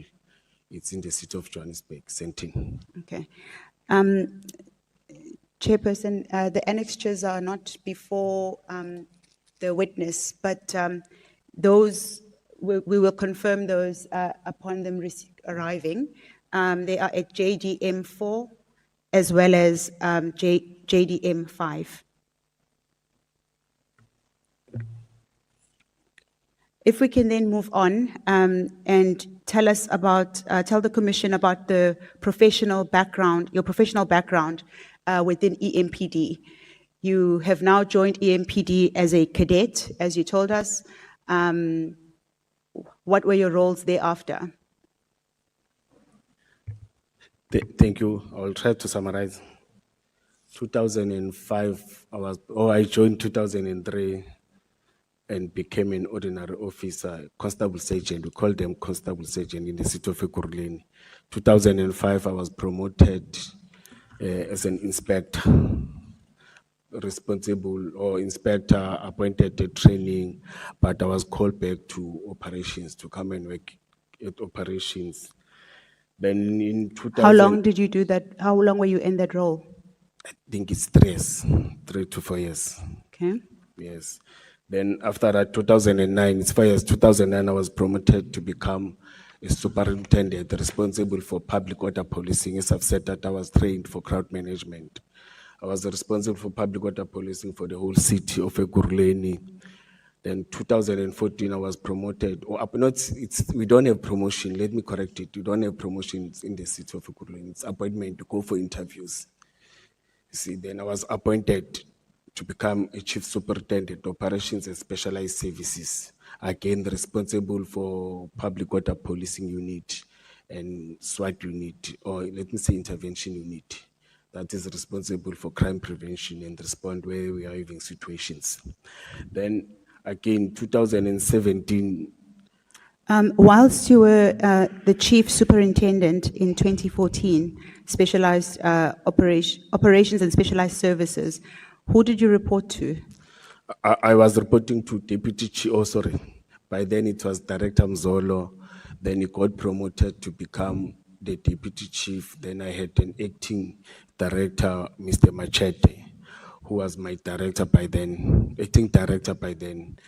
But 2017, we went for interview. I was appointed, to become a director of specialized services, responsible for 14 units in the city of Ekurhuleni. For 14 specialized services units in the city of Ekurhuleni.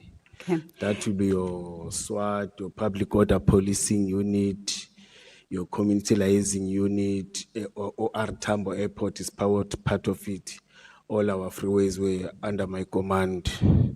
Then we had some units like your taxi task team, teams that we formed because of the challenges that we faced as the city to react to some of the challenges. Then we formed the taxi task team, we formed the truck unit, we formed truck hijacking task team, illegal mining task teams. All of them, they were responding to different challenges and to different responsibilities. Okay. You mentioned there that you were working with external security agencies. Would you like to comment on that? Yes, it's part of your responsibilities as directors to make sure that you liaise with community, to mobilize external security agencies that we work with. Operationally, when we respond to different, for example, when we respond to taxi conflict, taxi violence, we find that there are taxi associations who are having security, we have to mobilize and work with them in different fields that we're having. For example, when you go for your illegal mining, you see, there are other community or there are other, there are other security companies that work. Part of my responsibility to make sure that I mobilize, work with them, so that when we deploy your teams, the teams work with them. In the communities, again, there are many community structures that are there that are fighting crime. Remember, my responsibility by then was make sure that they fight crime. Then we have to mobilize all those structures that are within our communities and work with them in terms of fighting crime, identifying suspects, and making sure that we respond. Because part of the responsibilities, I forgot to mention, is social crime. You see, you don't have to be dealing with crime in a hardcore way, but on the other hand, you have to make sure that you sit and mobilize with communities and address all other social ills that are affecting our communities. Okay. You may proceed. Yes. Whilst I was doing that, working on that, I got appointed. Deputy Chief Mzolo had to go for retirement. Then I was or there were interviews, there were posters that was advertised. Then I got appointed, as I've said, as the Deputy Chief of Police Operations and Specialized Unit on the 1st of December. But interviews took place October, November. But on the 1st, I started as a Deputy Chief of Police Operations and Specialized Services. Okay. It's the post that suspended. But before that, it looks like you were suspended. Before that, I think you may have jumped one position. Oh, yes. Thank you. In 2023, what were you appointed as? What was your role at the time? I think I jumped paragraph 19. Humble apologies. Yes, I was suspended on the 20th of February 2023. Then I was suspended for, the letter said I installed blue lights, branded vehicles for the CAT security for Simatlala. Okay, we'll come back to that. And then, how long was your suspension? It was 3 months, advocate. I stayed for 3 months at home. And when did you resume at work? When was your suspension uplifted? It was for 3 months. I came back end of April, if I'm not mistaken, or the 1st of May. Okay. When I came back, the suspension was uplifted, then I had to go back operational and work. Okay. When you came back, in that period of between 2024 and 2025, you acted in a number of roles. I don't know if you have a bundle in front of you, but from the bundle, it would be Annexure JDM 10 A to N. I'd just like to read that into the record. I don't Annexure have 10 reads that on the 3rd of May 2024, you were appointed by Dr. M.I. Mashazi, who at the time was a city manager,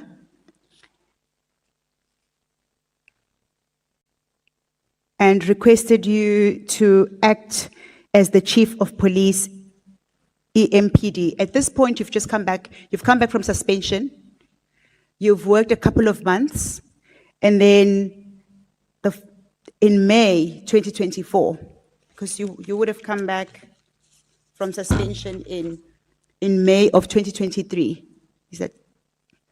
Let me correct it. Yes. Yes, I came back in May 2023. Yes. When I came back, there was a Deputy Chief of Police. By that time, I was a director. Deputy Chief of Police is what Deputy Chief Mzolo. Yes. You see. Then the chief got suspended around 2023 by the city manager. He started by taking a special leave, then he was suspended. Then Deputy Chief of Police Mzolo was appointed by the city manager to act as the acting Chief of Police. So I started to act in 2024 when I was a deputy chief, because you can't just jump as a director and act as a chief of police unless there's no one, you see. But I acted in 2024 in different positions as the acting chief of police, because by that time I was the deputy chief of police and the qualifying deputy chief of police. I must mention, I know that a lot of rumors outside, not from this house, outside. Yeah. I must say it, you see, that I didn't qualify by that time. I acted as the acting chief of police because the chief was suspended. Then I used to assume and take the responsibilities of the chief of police. Around that process, November, there was a new structure that was approved by the city, that we are no longer going to have the chief of police as a head. Now the structure said we will have HOD of community safety. Remember, we're EMPD. Now there's a community safety that is responsible, that is inclusive of dams, it is us, it is emergency. In the city, we're having a division of military veterans.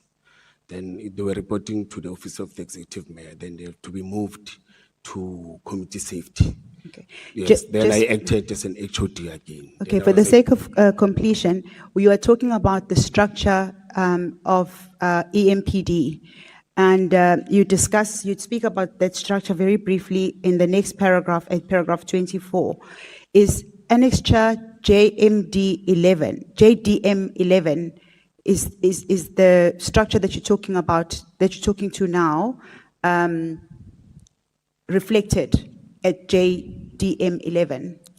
Yes, Advocate. Going back to the letters of appointment, I said there's a number of letters of appointment. They span, I think you were appointed almost, 10 times in 1 year to act, approximately. If we can just look at it, you were first appointed on the 3rd of May, 2024. That you can see at annexure ADA 10A. If we can just assist the witness with the annexure. Can I give him my computer? Yes. Yeah.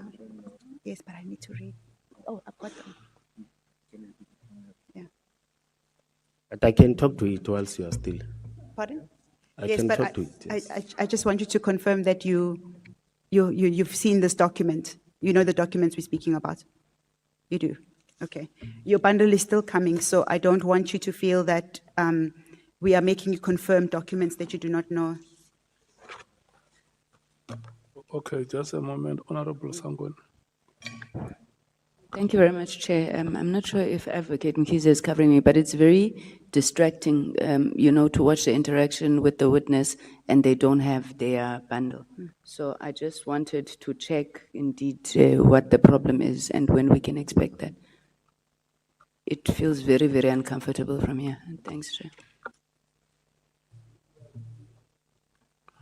We addressed that matter earlier on to say the reproduction of documents will be completed soon.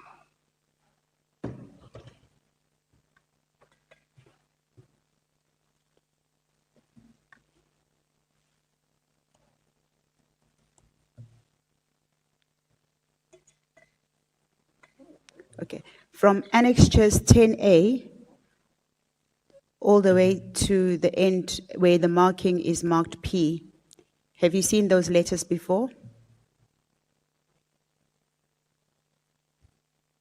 I've seen them and I've signed. Okay. Accepting the responsibility. Okay. Those letters are what you refer to at paragraph 22 of the affidavit.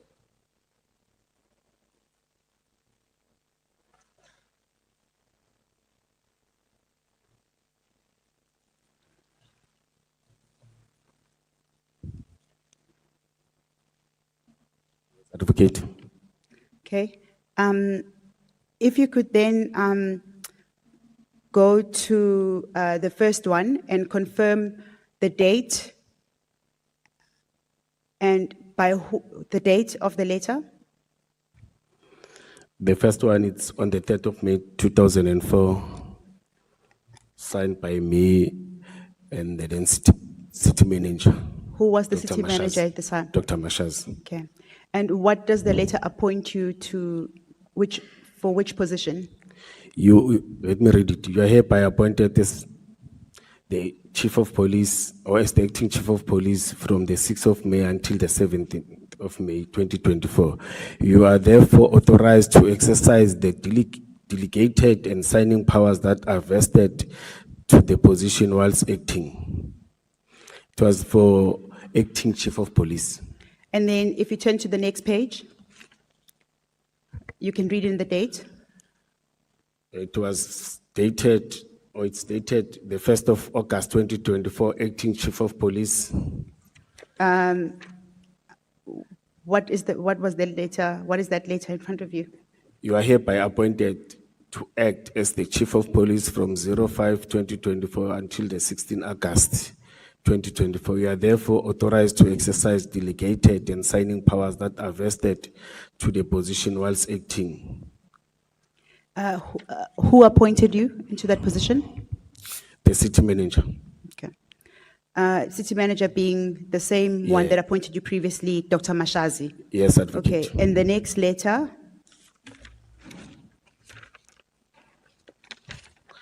was the following month. Then the other one stated the 25th September 2024, acting chief of police again. Again, it reads as follows. You are hereby appointed to act as the chief of police from the 25th of September 2024 until the 31st of August, no, 31st of October 2024. Again, you are therefore authorized to exercise the delegated and signing powers that are vested to the position whilst acting, signed by the acting chief of police, acting city manager, then not Dr. Mashaz, Mr. Chiliti Tenga. And then your next appointment on the next letter was 2 months later in December. Again in December, but this one now it's different. As I've said that there was approval of a structure. Now it says it's from Dr. Mashaz, acting head of the Department Community Safety, no longer chief of police now. It's acting head.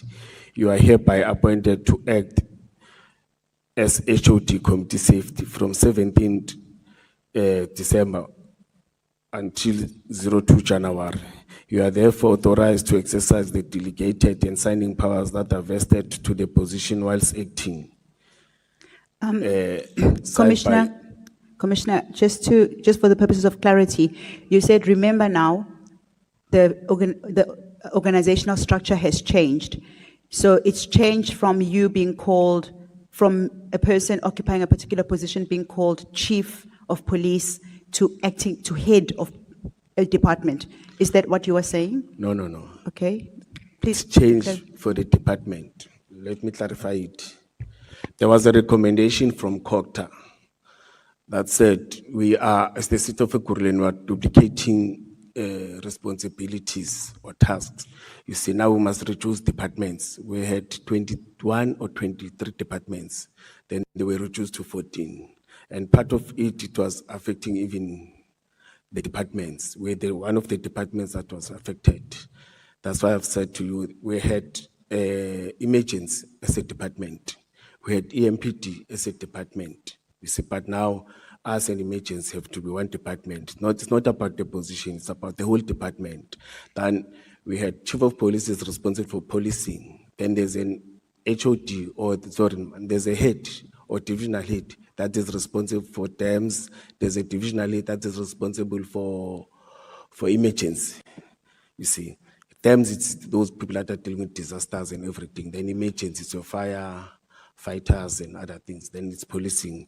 Then the end, I've said military veterans had to come to. Then the HOD now was responsible. That means the chief of police and the other divisional head are now reporting to one head, the HOD of the whole community safety. It's no longer EMPD, it's no longer DEMS. We call it community safety now. Then the person who's acting is assuming the responsibility of heading for all these divisions. We are no longer now we're a department that is responsible to the head of community safety, but chief is responsible for policing. Then when you act as a chief of police, you can't act as a chief of police, and you see, that's why before it was chief of police, but now it's head of community safety. Okay, and that was to be in line with the new structure? Yes, yes, for the whole city, not for EMPD only. Other departments were affected too. As I've said, it was 21 departments. Then 7 of them are no longer there. Okay. They've joined or they've amalgamated with others. But all in all, the departments now are 14, reduced to 14 departments. But it also affected the structure and the leadership, command and control within different departments. Okay. On the next page, this is the following month. It's a new year under the new structure, but we are now in January. And right at the beginning of January, you get another acting stint. Would you like to read that into the record? Dated 6 January 2025. Yes. Sorry.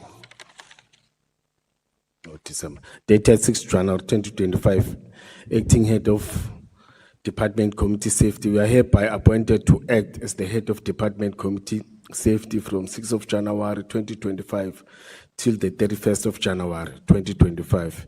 You are therefore authorized to exercise the delegated and signing powers that are vested to the position whilst acting. Kind regards, Dr. Mashazi, City Manager. And again, I hereby agree to act in the position of HOD, Community Safety. Then I signed. Right. And then a month later, almost a month and a half, almost 2 months later, on the next page. Yes. Yes. Dated the 3rd of March 2025, acting head of Department Community Safety. You are hereby appointed to act as the HOD Community Safety from the 3rd of March 2025 until the 14th March 2025. You are therefore authorized to exercise the delegated and signing powers that are vested to the position whilst acting. Kind regards, Acting Chief of Police, Kagiso Lerutla, Acting City Manager. And on the next page, within the same month, shortly after you'd finish your earlier acting stint, there's another letter. Yes, dated. Sorry, I want to write something so that I can remind myself. Because the gap, it means something, I'll just explain it. Acting Chief of Police, again, it's March 2025, as I've said that the structure is changed now. Now I'm no longer acting as an HOD. There's someone who's acting as an HOD from DEMS. Now I'm the Chief of Police reporting to that HOD. That person was appointed to act as an HOD. I don't remember by that because there are 3 departments, but I think it's DEMS. You are hereby appointed to act as the Chief of Police from 18th of March. You are therefore authorized to exercise delegated and signing powers that are vested to the position whilst acting. Oh yes, it was Mr. Makubalo who was acting. I'm now appointed. I'm no longer reporting, the chief is no longer reporting, as I've said, direct to the city manager now. In terms of the structure, the Chief of Police reports to the HOD. Yes, no, Yes. I think the committee understands that the structure changed in December 2024. Yes. And that we are now operating under a new structure. But you do agree that this is now 4 days after your last appointment stint, you get reappointed? Yes, but in a act. different position. Indeed, indeed, Yes. I accept that. And then you get appointed again a few days after your acting stint again, still within March, on the next page. Yes, you are correct. After a few days, you are hereby appointed, 24th of March, acting head of the Department Community Safety. You are hereby appointed to act as an HOD Community Safety from the 24th until the 24th of March until the 30th of April. You are therefore authorized to exercise delegated signing powers that are vested to the position whilst acting. Regards, acting city manager, Kagiso Lerutla. Then I accepted the position, I signed. On the 24th of March, you were appointed by Dr. Mashazi. And then on the next page, this is now in May, a month later. Yes. Another appointment. Yes. Okay. Dated the 2nd of May 2025, acting head of the Department Community Safety. You are hereby appointed to act as HOD Community Safety from 02 May 2025 till the 31st of May 2025. You are therefore authorized to exercise delegated signing powers that are vested to the position whilst acting. Regards, acting Chief of Police, Chief of Police, acting City Manager, humble apologies, acting City Manager. Then I accepted the position, I signed. The acting position, not the position. Okay. And that acting stint was for a full month, from the 2nd of May 2025 to the 31st of May 2025. And on the next letter, 2 days later, you get another appointment to act. Is it dated July, ne? 2nd June, Oh, 2025. Oh.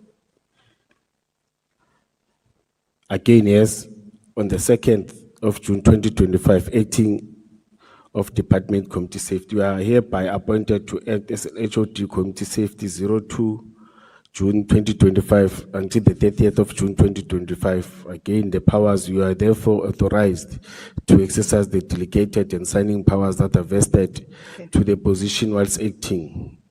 Kind regards, City Manager, Dr. Mashaz. Yes. And again, accepted. The following month, on the 8th of July until the 31st of July, if I can just note that that acting stint again, the previous one, was for 1 month. So you ended on the 30th of June. Yes. Then I And, started and on then the 8 days later, you were appointed again into another, to Yes, act in yes, another. Okay, you yes. can. The policy allows you to act for 3 months, madam. Yes. If for 3 consecutive months, then you have to take a cooling period. You see, the 7 days cooling period. If there's no other candidate, then after 7 days again. That's why there's a gap, as you're saying. Okay. We are in July now. Okay, yes. It's after 7 days cooling period. Yes. Yes. On the 8th July 2025, Acting Head Department Community Safety, we are hereby appointed to act as an HOD Community Safety from the 8th of July until the 30th or 31st of July, I'm correct, yes, 2025. You are therefore authorized to exercise delegated and signing powers that are vested to the position whilst acting. Kind regards, Acting City Manager, Kagiso Rutla. Then I've signed accepting the acting responsibility. Okay. And that acting stint was for approximately a month as well. It ended on the 31st of July. Yes. And yes, on the very next day, on the 1st of August,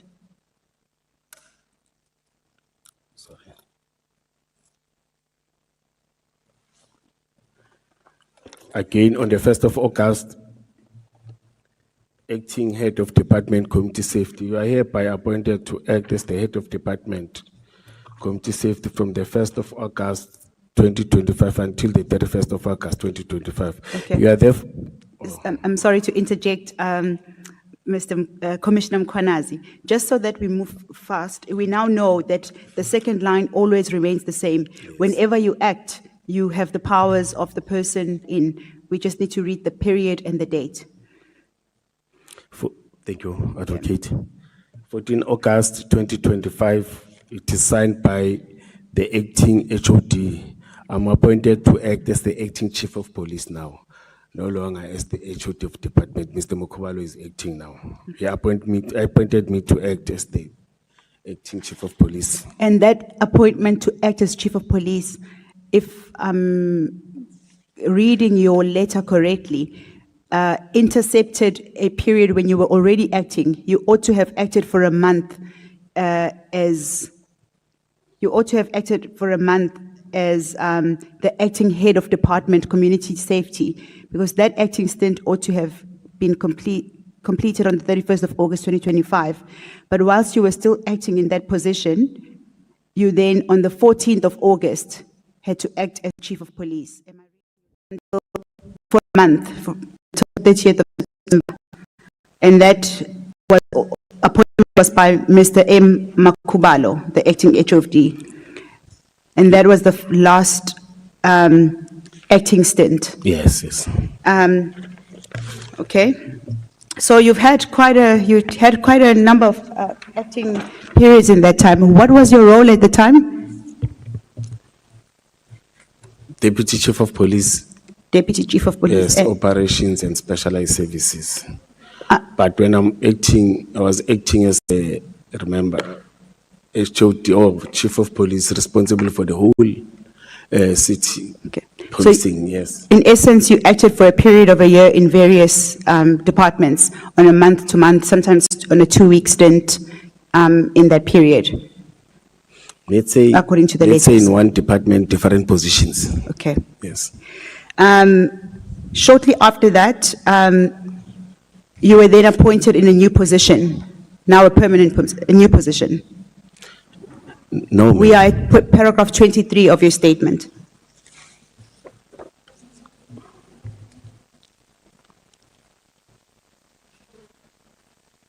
No, it was whilst you were Deputy Chief of Police that you were doing all these various stints. No. I was not appointed to any position. Remember, I was appointed on the 1st of December, 2023. Okay. From 2023 till 2023 until I was suspended. I was acting, not appointed.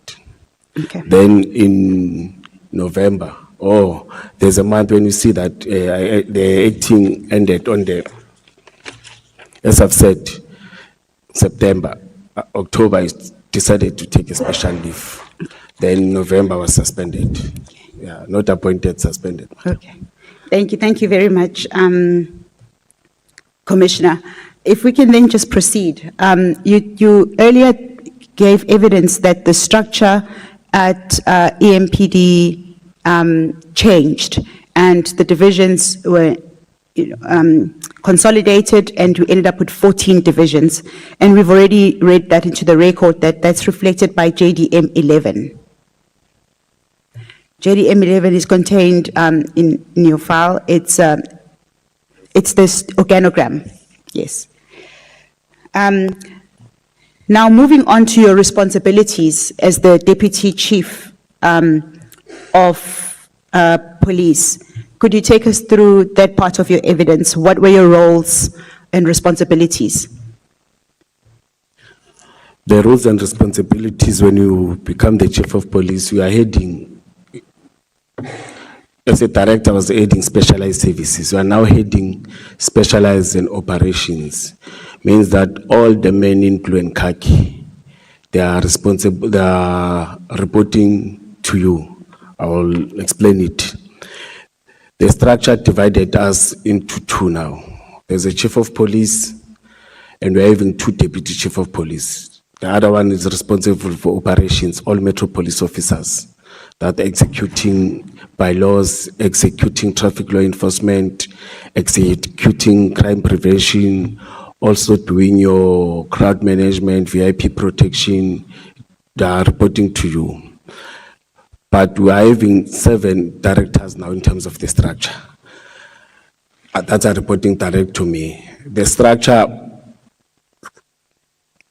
took out, we were having 3 deputy chiefs before.